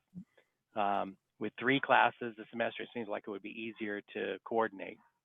Yes, and that was one of the recommendations in the distance learning document for the reopening committee, is to really try and coordinate when we can. So yes, it's a little easier to do that with 3 classes than with 6. Thank you. So here's what the actual on-campus schedule could look like. Again, we don't know how many kids we could have at a time.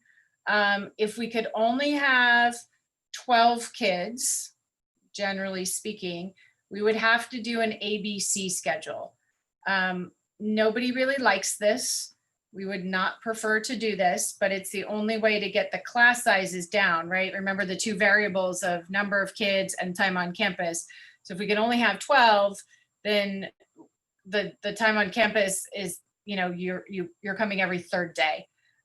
This is really tricky for parents and for students. We know that it would be hard to say, like, I'm going to school Wednesday today and Monday next week and Thursday next week. And we don't think the possibility of this being actually done is high, but it's on the table, is something that we've thought through. What we would prefer is to have the bottom option with an AB group, with Friday really either they're rotating every other Friday or they're online learning on Friday, depending on kind of what that looks like. So is there I have no idea, I'm not a teacher. So in the number of hours I would normally have in an 8-month period, I can do the half a year and every other day? I can still teach the same amount, or? Well, if you're online, right? So you see, well, maybe not in this schedule, if I go back one. So here, right there, they have this block 4 where they're doing online work with students. So the minutes come out pretty comparable. And it's in Dave's presentation, but I didn't put it in here, but it comes out pretty close. Sorry, that just reminded me. So I assume, I mean, there's going to have to be flexibility from the state. We're hoping for flexibility on the number of days and probably. Yeah, we don't, this is the other thing that's an unknown is, so we're essentially planning for the unknown, but yeah, there, I mean, I don't know how anybody does any of these models without flexibility in terms of days, instructional minutes, and attendance. Like, we don't know how any of that works, but I will say, I don't know, and I have a superintendent's meeting on Friday, but I don't know.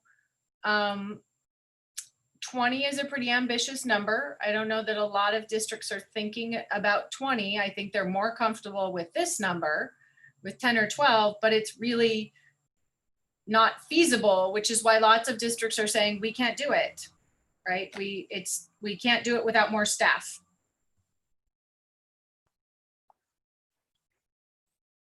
Because this is hard for everyone. And in our elementary program, you know, some of those you saw were hard for everyone. So we're talking about this to galvanize that student advisory committee in their letter to the state saying, help. We all need to reach out and say, help, this is not feasible. Right. Well, it's not feasible with our current staffing, let alone cut staffing, right? Right. Or if you raise class sizes, I think it's like, then I need a D group, right? I mean, what you could do to even this out is do an ABCD group, and then kids just come once a week, right? That would probably be the better option than this, but for teacher, I now have I have 3 classes of 4 groups, which is also hard to kind of wrap your head around. So, right. So that's the end of the reopening committee. You can see there's been a tremendous amount of work done by the team. Cheryl, how many hours a day do you spend on schedule? Like 3, 4? A lot of conversations. It's exhausting for sure. So I want to come back to, I guess I don't have it in this, our timeline. Right. Next, we'll send out our survey to parents. The bell schedule will continue to work on. You know, I was very ambitious that we would have the bell schedule all set by today. That's just not possible given the amount of logistical work that has to happen on the back end. And then there has to be a lot of communication to parents about what this looks like and what schedules looks like. But what parents will want to know is, what does this look like for my student? And so we'll have to be able to answer that, and we're not quite there yet. So, and then of course this is all things we would negotiate with OFT. So I do know that other districts are moving towards this block schedule. It's not just us. I think there was a district that had a tentative agreement and an MOU for a 4x4 block schedule. So we're not the only ones doing the work and looking at this as a solution for next year. I also just want to be really clear, we can't change the schedule next year. Like, we have to have the bell schedule. Now, could we have all kids come on campus? Yes. So that second colorful slide about when kids are on campus, we can change that. But that first one about how many classes kids are in and what classes are in, we can't change that mid-year.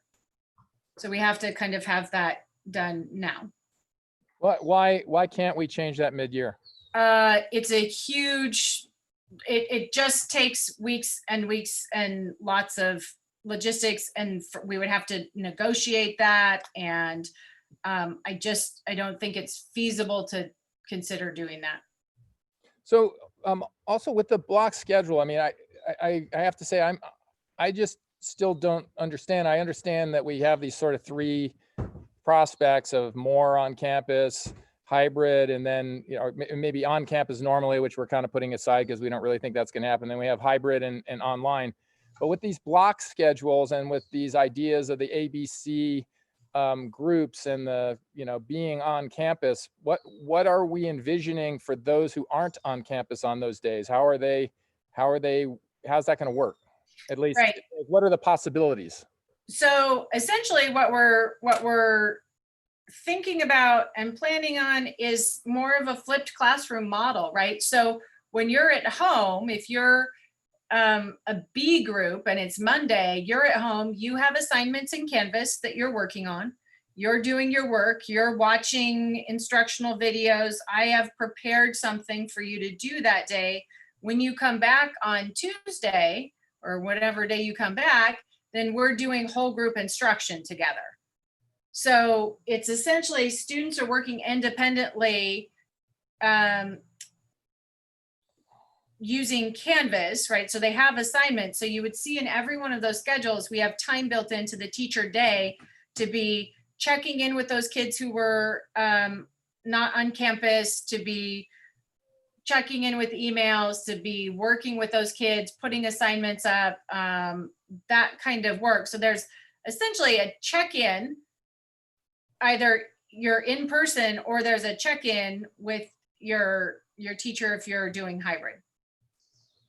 I've heard, the idea of that the instruction potentially could, for everybody, be effectively online in the form of, as you said, reading and pre-existing videos, et cetera, and that the on-campus would always be, just essentially a check-in and an opportunity for the teacher to work with the kids on whatever it is that they need help with. Whereas the curriculum kind of is in the cloud going forward day by day. The on campus is sort of more the opportunity to really engage where the kid's struggling or needs help or wants feedback, et cetera. Yeah, that would be how we would hope to get there.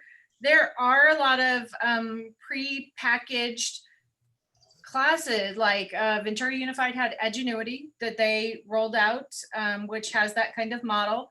I don't know that anyone, I don't know that it was wildly successful. One of the things that I'm really committed to is honoring our teachers as professionals, and they develop their own classes and they develop their own learning. And it would be really hard to go to something that was prepackaged, but what we want to do, so for example, in Canvas, there are all of these, there's something called the Commons, and there are classes that are just built out. You can find 100 examples of an English 10 class that's out there that has all kinds of things in it, built-in videos, built-in assignments. You can take that and modify that to match, or you can create your own from scratch. But what we would do is essentially have those classes pre-built in Canvas and have teachers working on building that out.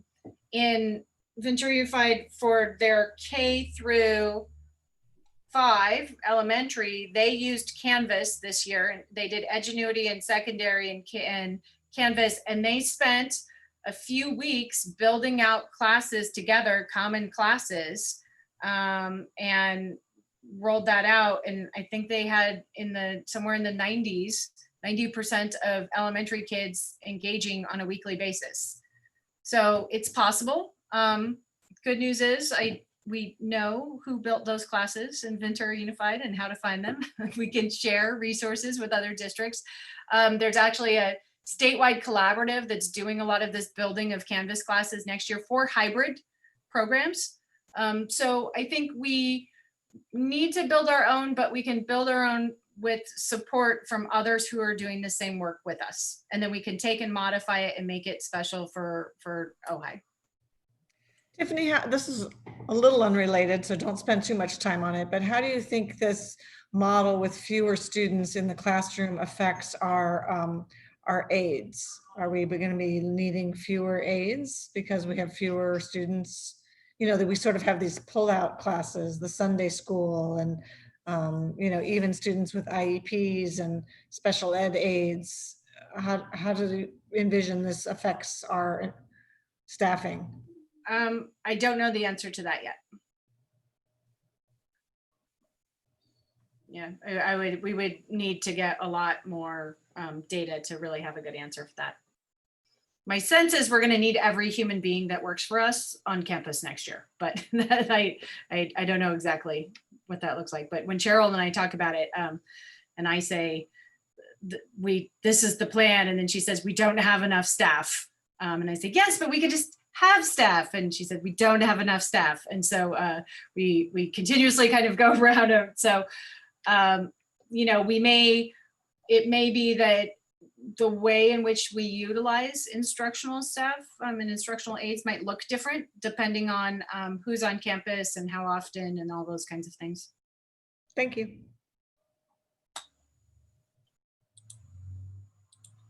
Any other questions about this? I'm sorry this was a long presentation, but this is pretty much the most important work outside the budget that we can do right now. I think it was important that it was a long presentation with as much detail as we could get out to families. So I appreciate that work. Are there other questions from the board? Well, I'm only a comment, which is, you know, I think sometimes getting, you know, simplifying the questions to parents maybe, you know, may get more engagement from them. And, you know, I just I don't have any idea what it's going to look like, what we're going to ask the parents to chime in on, but this is obviously incredibly complicated, and hopefully whatever we present to them will be not as complicated as, you know, appropriately. You went through a lot of detail here, but I think that would be kind of mind numbing if I were a parent and I got something asking me to engage on all that. I can actually show you the parent survey. I didn't have it pulled up, but if you give me 1 second, I can show you the draft of the elementary survey.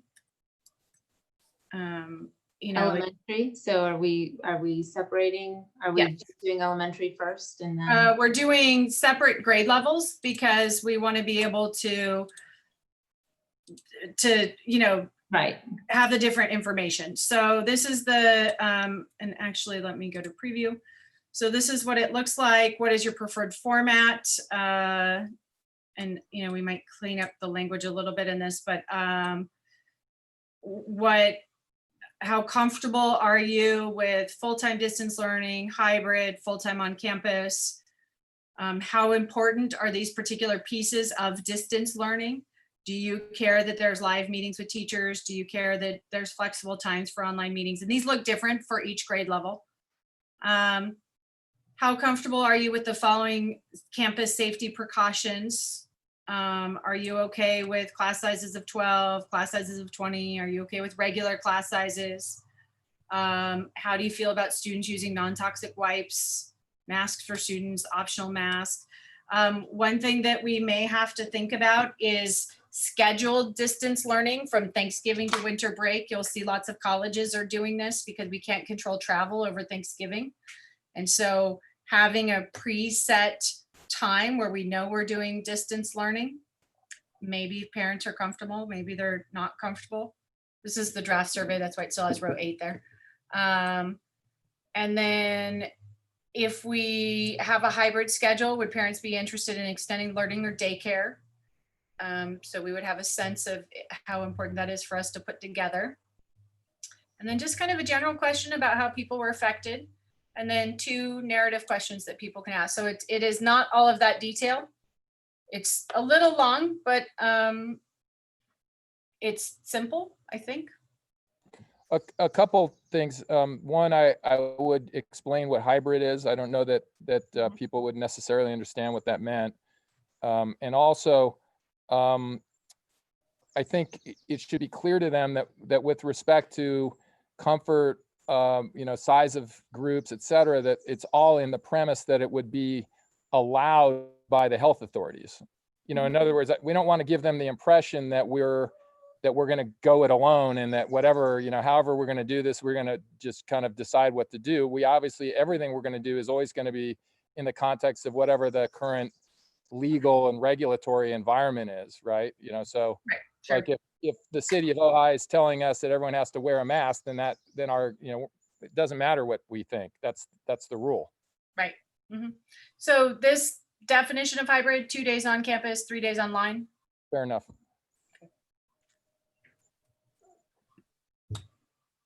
So cleaning up the survey just a little bit more, and then hopefully, so sending out these documents cleaned up just a little bit more in one, so that parents can just review kind of the work that we're doing and what we're thinking. I know this is a lot of detail.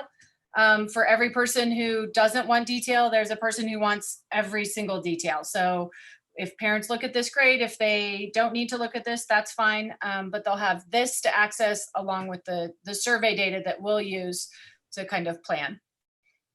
The survey will be anonymous. That was important to the parent committee. So we won't be able to like follow up with parents, but we'll have some general ideas for district-wide. And I assume there's a deadline for the survey. Yes. And then will you know what school they are going to? I don't. I have it just broken out by grade level. So I mean by grade band, right? Because elementary will mostly have the same program. It's not like one elementary is going to do something different. So I have elementary, middle, high school, A Place to Grow, and Chaparral.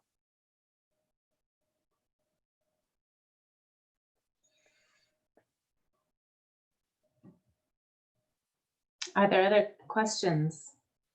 Or are we ready to move on?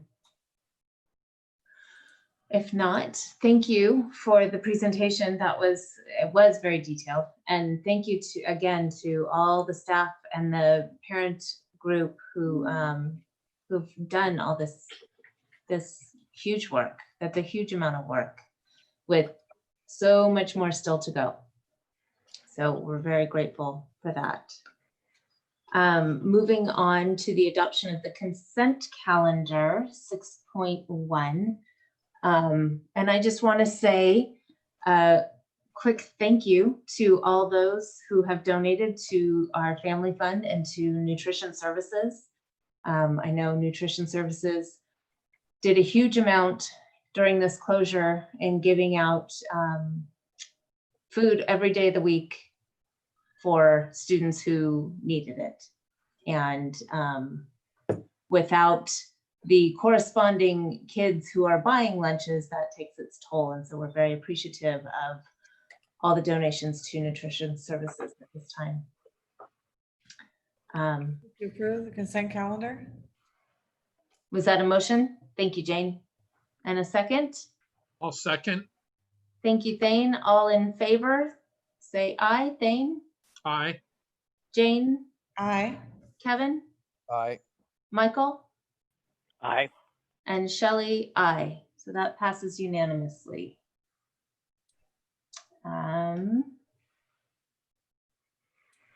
That brings us to 6.3.1, which is the approval of the SIPA plans for our campuses. So I'd just like to introduce Cheryl and Marilyn, who have been taking the lead on this, and they have worked on revising these and changing the data a little bit. So I'll let them explain to you how it's a little bit different and why you're seeing it right now. I think Marilyn's probably the best one to start us off. Okay, you probably remember on the December 13th meeting, you approved the SIPA for the 6 sites or 7 sites. 6 or 7. And then we explained then that we were changing the cycle. The only mandate for the school plan for student achievement is that it be approved annually. So we decided to change the timeline for the SIPA and have it align with the approval of the budget and of the LCAP. So which seemed like a good plan at the time. It did. It really did. So as you know, there's no LCAP on June 30th, but we do have the SIPA. And actually most or all the sites had started the SIPA in January when they got the dashboard data. And that was the real reason for aligning it with the LCAP so that they would have both CASP data and dashboard data. So the sites began working on their SIPA for the new SIPA as soon as they got their dashboard data. And the only thing really that didn't happen in this cycle was school site council, as you know, is critical to approving that, and well, actually developing and approving. And so most of the approval process had to be done online. So that was the only thing that was kind of missing in this cycle, is face-to-face with the school site council. Are there questions? I just had made a note, because when you go back and look at these, of course, a major element is the dashboard. And I remember our students talking about, our SEC students talking about, the sort of lack of incentive to really focus and do well on the test, and whether they, I wonder if at some point we can have some kind of a committee that would talk about, is there some way to give credit for the test? Is there some way to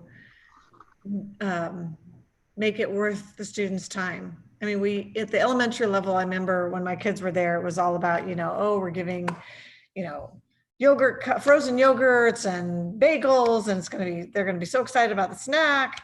But, I don't know how much at the elementary level students, they get a test, they think about a test and they take the test. But I know at the secondary level, there's been talk that students don't really make an effort. So that might be affecting our scores. And I'd love to hear leadership and teachers and students maybe meeting as a group and trying to figure out, especially at the high school, I mean, it's 11th grade, if they do well on it, can they get maybe out of a fourth year math requirement or something, there's This some. has been a discussion, an ongoing secondary discussion, even when I was teaching at Nordoff High School, how to motivate the kids to take a test that's not high stakes like AP. So I know Nordoff High School has done a really good job with their parent group, trying to figure out, okay, we'll bring in snacks, we'll have a barbecue, but, and I know that has been discussed, giving credit, giving something to make it more high stakes. It's just an ongoing discussion, and you're absolutely right, Jane. There are some juniors, they only take it their junior year. So there are some juniors who don't take it real seriously. And those same kids who we want to take it seriously are so busy with their AP exams at the same time, which are real high stakes. And on the flip side of that, I hate to put more pressure on the kids when they're already dealing with such high stakes. It's a fine line how to handle it. Yeah, I think that just it depends on where you put the line. If you're putting no line and you're putting in your, high stakes is very different. It's not an AP exam, but there has to be some sort of some motivation. Yeah, I think the kids can handle it. I think there's a middle ground. I think it's an ongoing conversation that the high school continues to have every year when we have smarter balance testing. Are there other questions for Marilyn or Cheryl on the SIPSAs? I just have a comment. These are getting much more readable. A lot like our financial report. They're getting more readable and more interesting and more informative. I think that the problem with that is, as we can read it, there are things in there that are much more concerning. And I guess what I would say is we have for years had strategies and goals and plans built into these things. And now that people can actually decipher what's in there, I hope that we are really well, it's kind of like Jane was talking about for the students. How do we motivate students to take these tests seriously? And so then the question is, how do we motivate ourselves to take these recommendations seriously and these goals seriously and move forward. I think That's the challenge. with the implementation of the dashboard, it took some of the emphasis off the academic testing, because now we have other indicators on which we can judge how we're doing. Chronic absenteeism, suspension rate, and CTE completion. And I think that's been a plus in that it doesn't put it puts our efforts into the whole child, which I think is really important, and not always just looking at academic scores. Right. Well, I'm not a huge fan of the dashboard, but but having said that, I am a fan of the whole child. Yes. And anyway, my comment is I think there's a vast improvement over what we were looking at years ago, and That's music to my ears, Thane, because we've been looking at this for years. I know you have. And one of the things is there's color in it now. So, and pictures. Yes. And so now I can read it, where before it was just words and, beyond me. So thank you. Okay, you're welcome. Are there any other questions, or are we ready to, this is an action item, so we need to approve the SIPSs for the various schools. I do have a question. I don't know that it's I'm not sure how good a question it is or useful, but I tried to go through all of this, and I got a lot. But one thing that I walked away with, and correct me if I misread it, that our economically challenged students still pose our largest challenge in terms of our accomplishment. And it's so frustrating because it's such a marked difference. And I guess I'm just asking again, forlornly, is there anything specific that we can do for that population? I would say that the biggest work we're doing, and it will pay off once we've fully implemented it, is the PLC work. And so we're just at that point. And again, we've said over and over, we're so bummed that we did not have test scores this year, or that we didn't test this spring.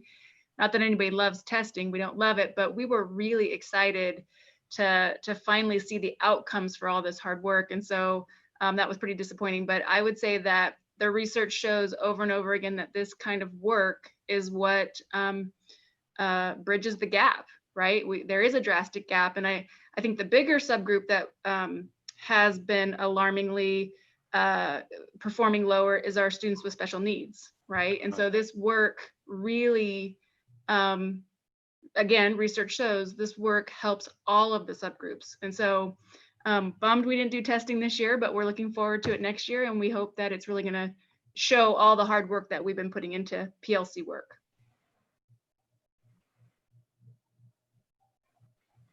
Any other questions? Do we have a motion to approve the SIPSs? I'll move to approve. Thank you, Thane. I'll second. Thank you, Michael. All in favor? Thane? Aye. Michael? Aye. Okay, aye. Couldn't get unmuted. Kevin? Yes. Jane? Aye. And Shelley, aye. That passes unanimously. Thank you all. 6.3.2 Nordhoff course approval, career camps and women's studies for this summer. Are there questions about this? There's an error in the title. The career camps are actually not just for Nordhoff, they're actually district-wide. So our summer programs, you might be taking a dance class or drama, culinary or drama, or we don't actually have culinary, but drama, and those all fall under career camp. So that allows us to offer those in the 7,000 CBEDS course code, state course code, and it allows us to have some flexibility around the credentialing. So having a generic career camp class is how we can get all of those camps that are really exploratory career exploration activities, how we can offer those over the summer. The second one is for women's studies, and that is a class over the summer. It's a pilot. There's actually, students have been asking to have that class as a regular course at Nordhoff. We weren't able to do it for this year, but we would essentially use this as a pilot this summer and then potentially bring it to the Curriculum Council for future consideration. I just want to clarify too that these are for the summer. My concern when I first saw it was, on the one hand, we've had a couple of meetings about how we're cutting back on courses, and now we're talking about adding new courses, but this is for the summer only, as I understand it. And that makes a big difference to me. Are there any questions about these? If not, do we have a motion to approve? I'll move to approve. Thank you, Jane. And a second? I suppose I can second. I'll second it. All in favor? Thane? Aye. Michael? Aye. Jane? Aye. Kevin? Yes. And Shelley, aye. That passes unanimously. We're looking forward to the summer school session. 6, I scrolled ahead, sorry. 6.4.1 is the budget hearing. So we need to, unless we want to do any presentation ahead of time, but I think we need to move to open a public hearing at this time. I'll move to open the public hearing. Thank you, Jane. I'll second. Thank you, Kevin. All in favor? Thane? Aye. Michael? Aye. Jane? Aye. Kevin? Yes. And Shelley? Yes, sorry. That the public hearing is now open, and I don't know if we have any comments, public comments. Did you receive any, Tiffany? Not received any public comments. I do have an update from last week that I can share with you. Okay, do we do that during the public hearing, or do we close the public hearing first and then do that? Well, if I did this and then if the public had comments, they could email them in. Okay. To ask them during the public hearing. That works for me. So there has never been a budget year quite like this, where we change so fast. We, presented a budget to you last week, or at the last, when we had our budget workshop. Then 2 days later, we got the new LCFF calculator. We were actually then able to put everything into our fiscal software, and we're continuing to totally revise the budget. But yet we know that likely on June 15th, we will have to redo all of that work again. So we had previously scheduled this budget hearing based on the assumption that we would have real numbers for you. And I would say we have numbers for you. I would not vouch for their authenticity beyond June 15th, because they may totally change, or they may be real. So just a reminder, I presented this at our last meeting about the timeline. June 15, the legislature passes their state budget. We have to approve our budget before June 30th. So we will likely be quite busy between June 15th and June 30th. Actually, I think our meeting is on the 24th. This is not the last time we get to look at the budget. We can continue to look at it anytime, and we imagine that there will be state revises coming out, most likely. So here's what's changed since last week when we met. The governor's May revision proposes drastic cuts to education. The Assembly and Senate plans currently are essentially rejecting those cuts and holding districts harmless to the 1920 school year funding, and potentially including an LCFF COLA. How are they planning on doing that if we don't have taxes and we, don't have less revenue? Well, they're planning on federal funds, and then they're utilizing deferrals in a much more significant way than the May revise from the governor did. So essentially for a deferral, it's like if I'm supposed to get my paycheck on June 1st, instead you say, you know what, Tiffany, I know you have a paycheck coming on June 1st, but I'm not going to be able to pay you that paycheck until August 1st. But on August 1st, you'll get both paychecks. So we then would go some amount of time without getting revenue from the state, and we have to bridge that funding. So, but deferrals are not cuts. So we would have to find a way to bridge that. And there's a number of options. There's loans, there's borrowing from funds, there's having a COP or a TRAN. So there's things that we could do to if we knew those were coming, to essentially borrow the money so that we would be able to pay our bills, meaning pay our staff and keep the district open. So that's good news, but we don't know exactly what will happen. The proposals are in draft. So we won't know until June 15th what happens with that, whether or not we get the governor's plan or essentially the revised Assembly and State Senate plans. There's also a couple of other things that have come up recently. The Schools and Communities First initiative qualified to be on the November ballot. So this is the split roll tax that would revise the current Prop 13 tax, and but not for residents, only for certain businesses. There also is an assembly bill out there, 398, and it would charge a $275 per employee tax to businesses with more than 500 employees. I assume they mean private businesses, so doesn't make sense to do it for any government agencies, but that money then would be allocated. 50% would go to schools, and then like 30 and 20% would go to cities and counties. It would be a temporary 5-year tax on these businesses. Because it's a new tax, it has to have a supermajority to pass, but that's out there as well, and kind of an interesting proposal.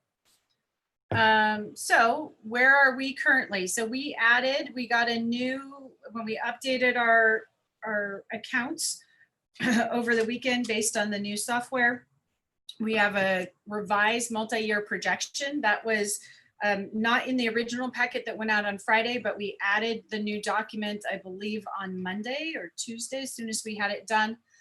Basically, what you can see in the revised MYP is an increase of $280,000 to the 1920 ending fund balance.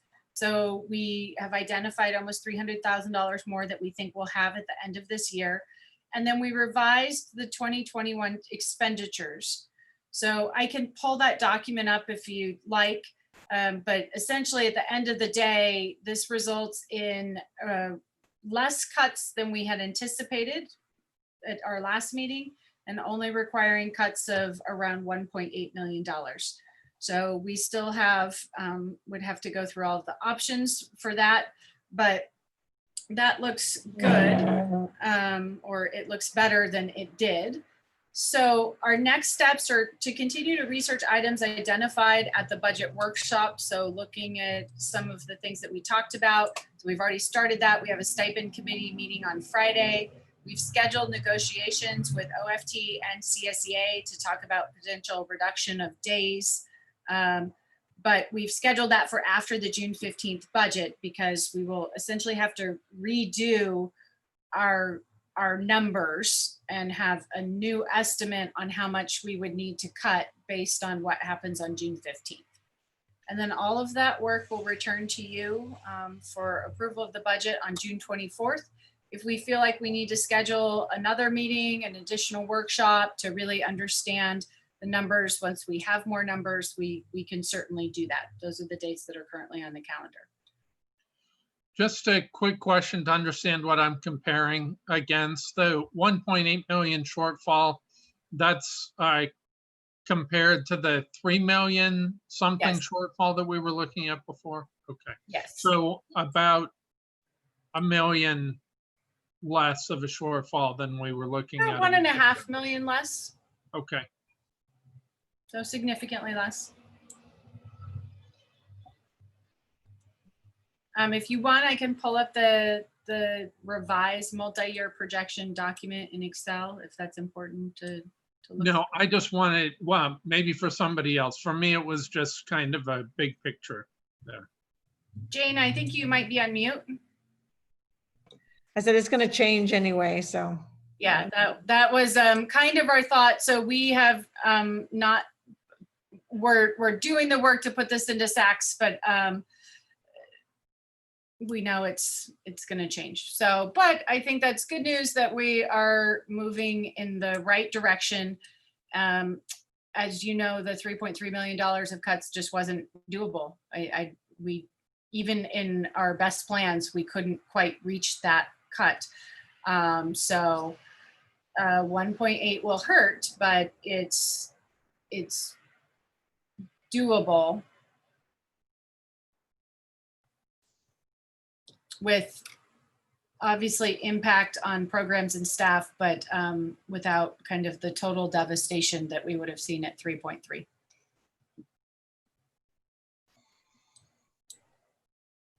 Are there questions from the board, or did we get any emailed questions from the public? Let me check my email really quickly.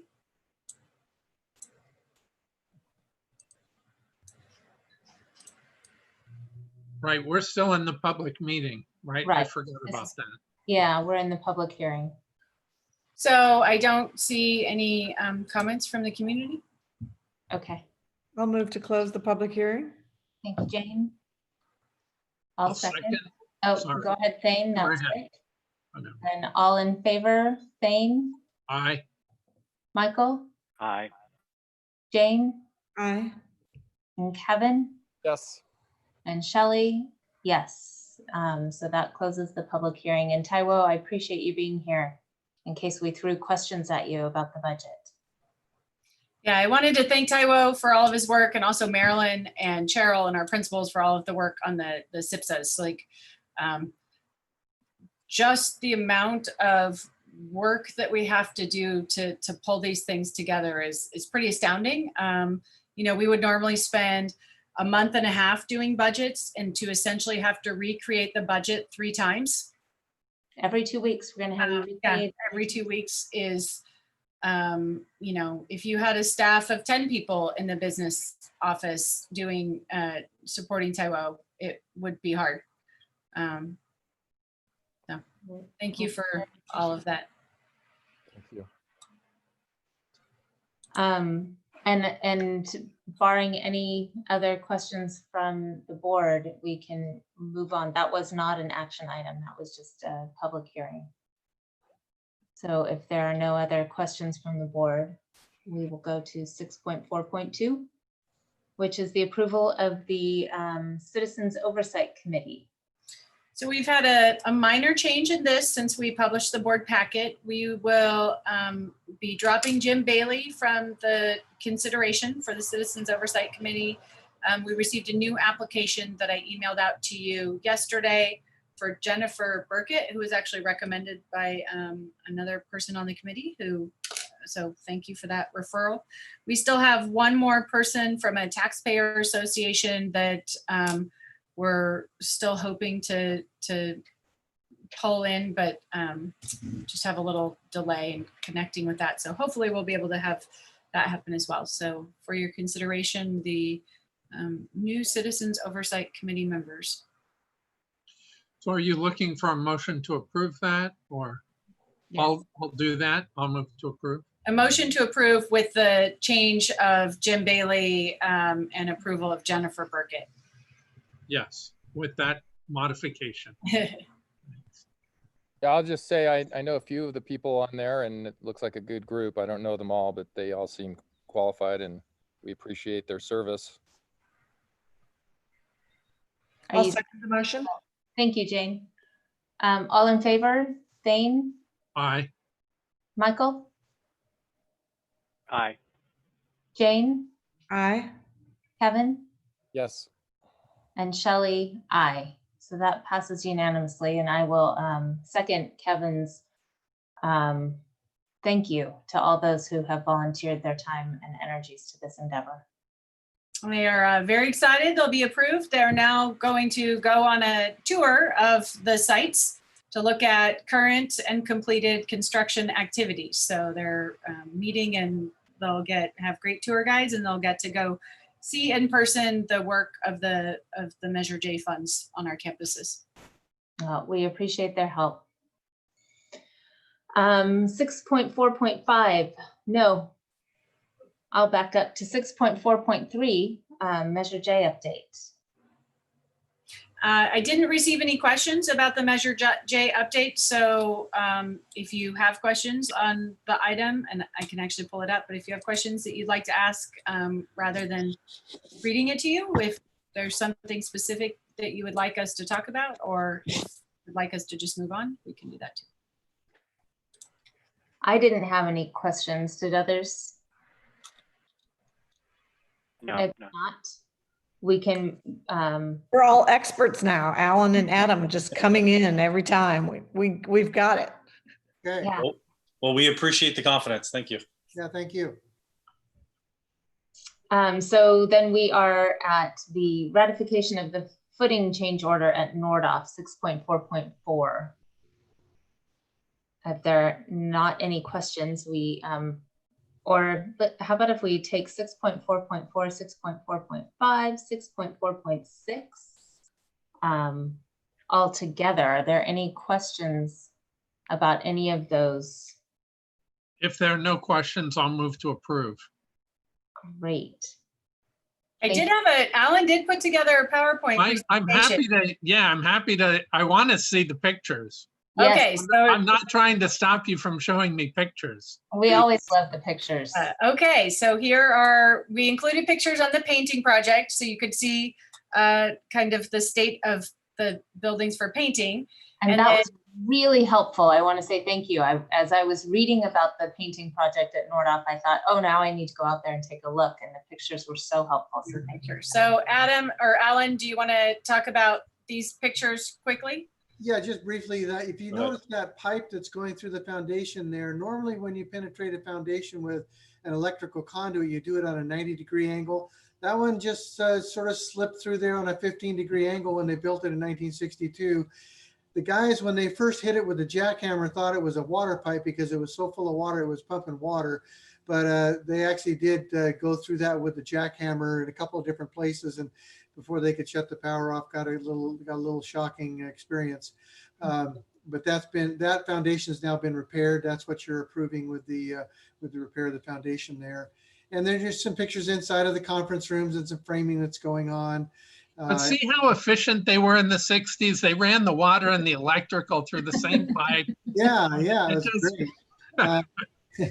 And then we're real excited about the F-wing paving that's going on. You see there, they started laying pavers today. The foundations for the blocks are in. And then I sent you a picture of the block from the quarry that's coming from Oklahoma that we're going to use for the benches.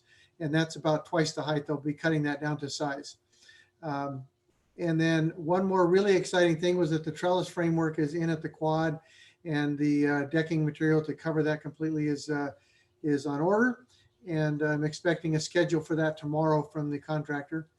And then I just took a few snapshots today of Matilaha's kitchen, showing the framing, the beams that are up there, those laminated beams. And then inside the kitchen itself, you can start to see where the walls are going to form for the washing area and the kitchen area, things like that.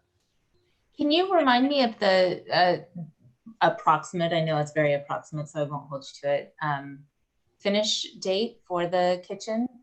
Yeah, we're looking to, officially on the schedule, it's September 8th, but we're hoping to finish that up before school starts. Great, so there will be extra space if we needed to have more social distance space. Correct. Potential. Hopefully. Hopefully. Thank you. Ellen, there's nothing on here right now yet about the ceiling at Nordhoff, right? We haven't made any decisions about the library We ceiling. have not, we've got an option on that the architect is issuing an ASI for that should happen this week. And then we can move forward with some things there, but it's, yeah, it's kind of an all or nothing thing. We either have to do, completely redesign what we were doing with the ceiling or go back to the original plan, which is kind of ugly.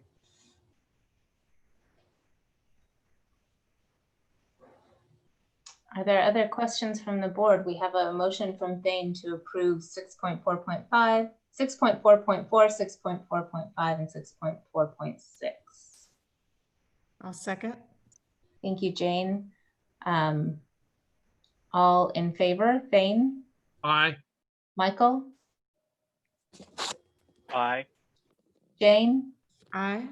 Kevin? Yes. And Shelley? Aye. So those three passed unanimously. And thank you again for all your work. I also just did want to say I'm grateful for a couple of those are for local companies. I really appreciate that. The California Custom Painting and the His and Her Plumbing. It's really nice to get some local contractors. I mean, I guess they're all local, but smaller businesses. And the current F-Wing project, as well as the Nordhoff restrooms, those are both Ojai contractors as well. So it's nice to see the Ojai contractors coming out and wanting to do some work at the schools as well. So Keep cracking the whip, man. Yeah, absolutely. Thank you, everyone. Thank you. Bye. 6.5.1 is the update to the board goals. So at a meeting in the past, I actually don't remember which one, we approved our goals broadly, and then we approved a sentence kind of describing how we wanted broadly to go about each goal. And then as promised, here are the specific annual goals that we would be looking for. So I started only with facilities in case you hate this format. And then I will work with staff. So Cheryl had input on this, and then David Rogers and I worked kind of on the specifics of this. We might change these, every year, I would hope. But this was the starting point thing. You'll notice everyone has a measurable objective. Some things are more measurable than others, but everyone has an identified outcome that in 1 year we would evaluate either probably as part of a public meeting, and then partially this would form the foundation of my evaluation. So these Big are move in the right direction. and we tried to keep it to 5, but COVID, we had to add that in there. So we have 6, but these would be the ideas that we would have for facilities goals. Although I don't know if report to the board on progress is really a measurable objective. If you have a better one, I'll take it. That's what we've been struggling with for years. I would just like to say I really appreciate number 2 because it always seems like something happens. I know we have small staff numbers, and I think some of the things that you implemented this year, Tiffany, with the schedule and where we can find things. But I remember 1 year I went to, I think maybe Topa Topa and Nordhoff had the same night, and I went somewhere and the weeds were high in the front. They hadn't been cut, and it was back to school night. And then I went to Nordhoff and manure had been laid, you're like, oh, so it's important to remember the days when we're focusing on our schools for the community. I would actually say this, we surveyed only once. We would have surveyed twice, but this actually, this campus survey we did the site walk with the principal and maintenance staff before school, and then before back to school nights, David and I and principals walked around and tagged things. And this designing for joy, which I have mentioned to you before, we've been doing. That's why you see colorful locker room floors, colorful restroom floors, rainbow chairs in the library, is trying to add joy to our campuses. This we've been working on as well, prioritizing improvements to spaces regularly used by the community. So poor Javier will tell you every time I go to an event in the Matilha Auditorium, I come back with a little list of like, why can't, I think Alan actually went and installed the cover plate over the electrical outlet that's on the front of the stage because I was upset every time I saw it that like, here's our stage that the community uses and there's a missing outlet cover and that's like a 90-cent fix for 1 minute. So I seem to remember that Alan did that, but maybe I'm making that up and it was some other thing he did. But really trying to make sure that our gems that are used by the community look nice and that we take care of them and that we clean the restrooms and, you know, that they are painted and those kinds of things, because that's when the community gets to interface with us and we want to be proud of our spaces. And then this last one I think is going to be really, really important for next year. And I want to thank David Rogers for coming up with this one. We really need to have very clear protocols about how long things take and what we expect you to do. And this is coming up a lot, specifically in regards to COVID, you know, with our staff saying, well, how are the custodians possibly going to do this? And we have to provide to our custodians, here's what we expect you to do. And here's how long those things should take. And here's, you know, what we would expect. And then we need to know if we can't do that, right? If they can't reasonably accomplish what they need to accomplish, then we have to consider what our alternatives are. You know, for grounds, we've been had a huge improvement since we have the one tractor, the Ventrac.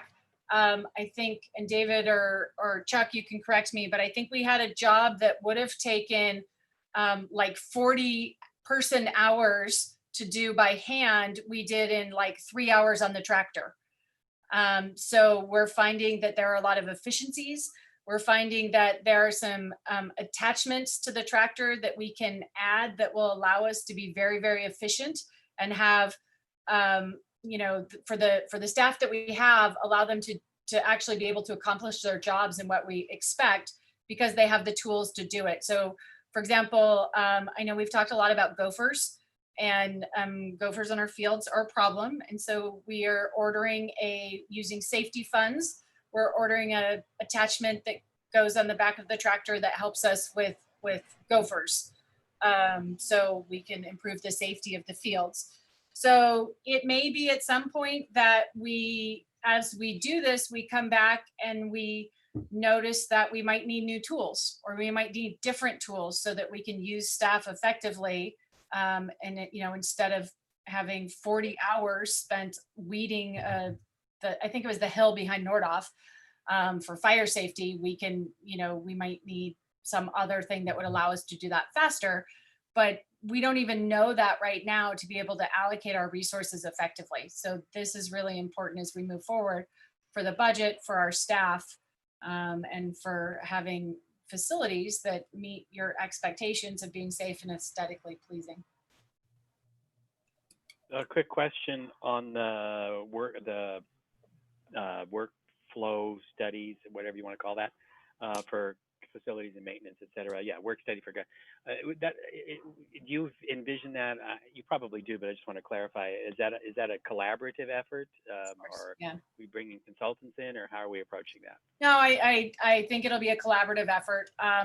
There's a lot of work out there that we can use for reference, right? Okay. So we're not the only ones who have to do this. So we can find the work that's already been done, and then work with our staff collaboratively to come up with kind of these procedure manuals that make sense and timeframes that make sense.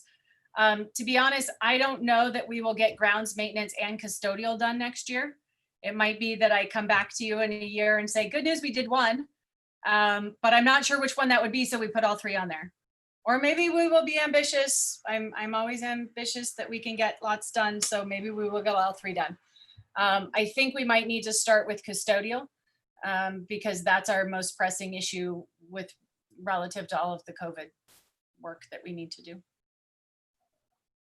And in regards to COVID, that number 2, it sounds ambitious there too, that we will have on-campus back-to-school nights and the like. I just, you know, considering all that we've just talked about, I don't even want to think about back-to-school night and what that's going to look like. But I'm adding promotions because this just came up, that we have promotions coming up at the elementary sites, and we needed to do a little TLC for them, even though they're drive-by. So if that's all right, I would make that edit now that we realize that. Tiffy, a quick question. With respect to 6 and the calculation of time to perform actions and stuff like that, it sounds similar to what I understood you had been doing with respect to some app or online system of sort of tracking work and knowing certain projects were being done and then completed. Are you still using that? Yeah, we use Trello every day still. That's what it's called, Trello? Trello. Mm-hmm. But I don't think that one actually gives them a timeline of expectations for how long the job would take, right? Yeah, it's more just a tracking system. It's a job management system, like a ticket management process. But certainly they would have to integrate and, you know, make sense together. So It would seem like that would be a pretty helpful tool for doing this work study. You'd be able to look back on certain jobs and see how long it took to complete them in that environment. mm-hmm. Yeah, for sure. We the good news is now we have some data. We've been collecting data and we can see, you know, what we need to do. And we've actually been talking about really working on what's on Trello right now for the summer. What can we reasonably do, and prioritizing projects over the summer. So we're still using it.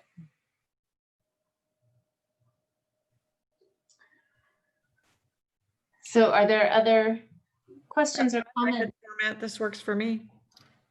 I'm really excited about having at least semi-measurable goals thing.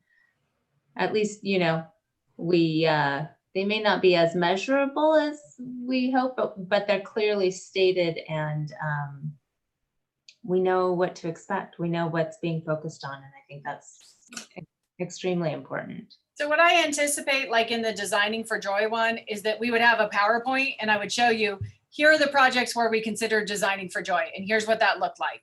It looked like, you know, the round light in the kitchen at Matilla High. It looked like the new logo on the side of A Place to Grow. It looked like the paint on A Place to Grow. It's the flooring at the Nordhoff bathrooms. It's the, you know, so it would really just be pictures and showing you where we've made a conscious effort to apply that principle. So is that measurable? No, but we would actually be showing you our progress towards implementation of that.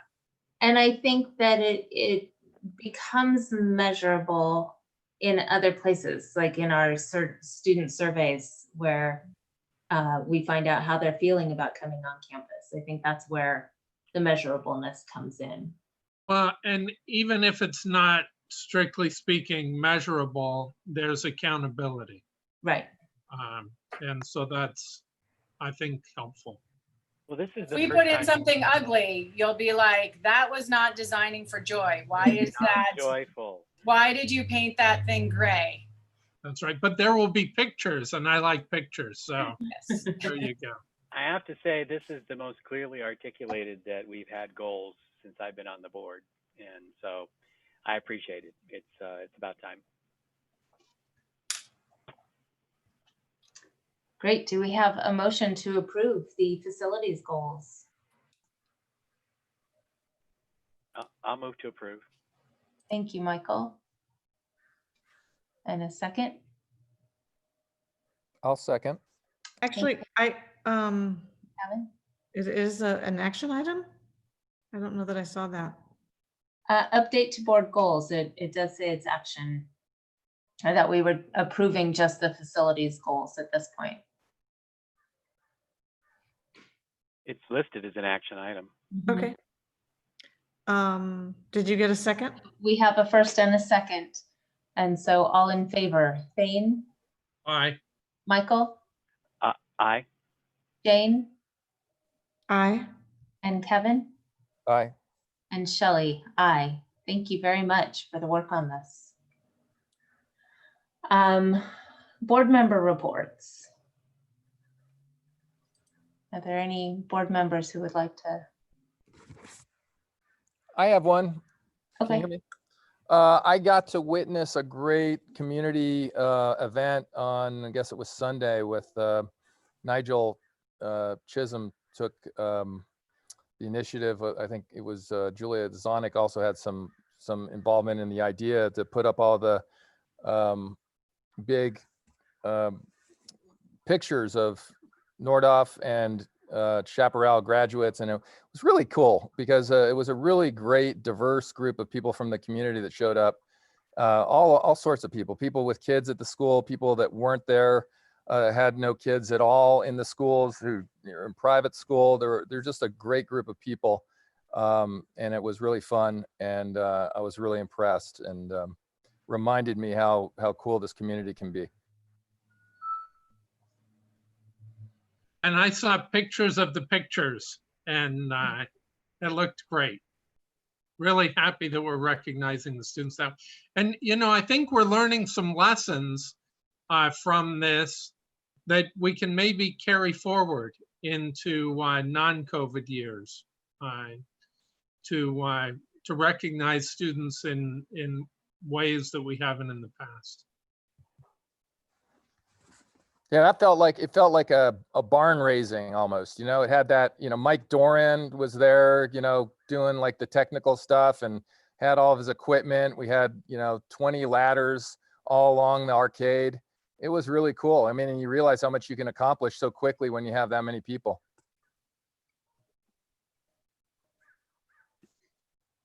Thank you. And I know the community has really enjoyed seeing them up far and wide. So it's a great endeavor. It is a special community. I feel a little tiny bit guilty about the private school kids that live in Ojai who didn't get to be up there, but we'll, as we see them, we'll recognize them too. Future agenda items. I would like to add something, hopefully at some point this summer. I know we're busy, but just a rediscussion of the Student Advisory Council. Yes, I think that's coming. Thank you. Any other future agenda items? Things for the parking lot? If not, that will conclude our meeting tonight. Thank you all for all the work. So much work went into all the things we've talked about tonight. I appreciate it. And appreciate you all being here. Thank you. Thanks. Less than 3 hours. Good night, everyone. Stay safe. Good night.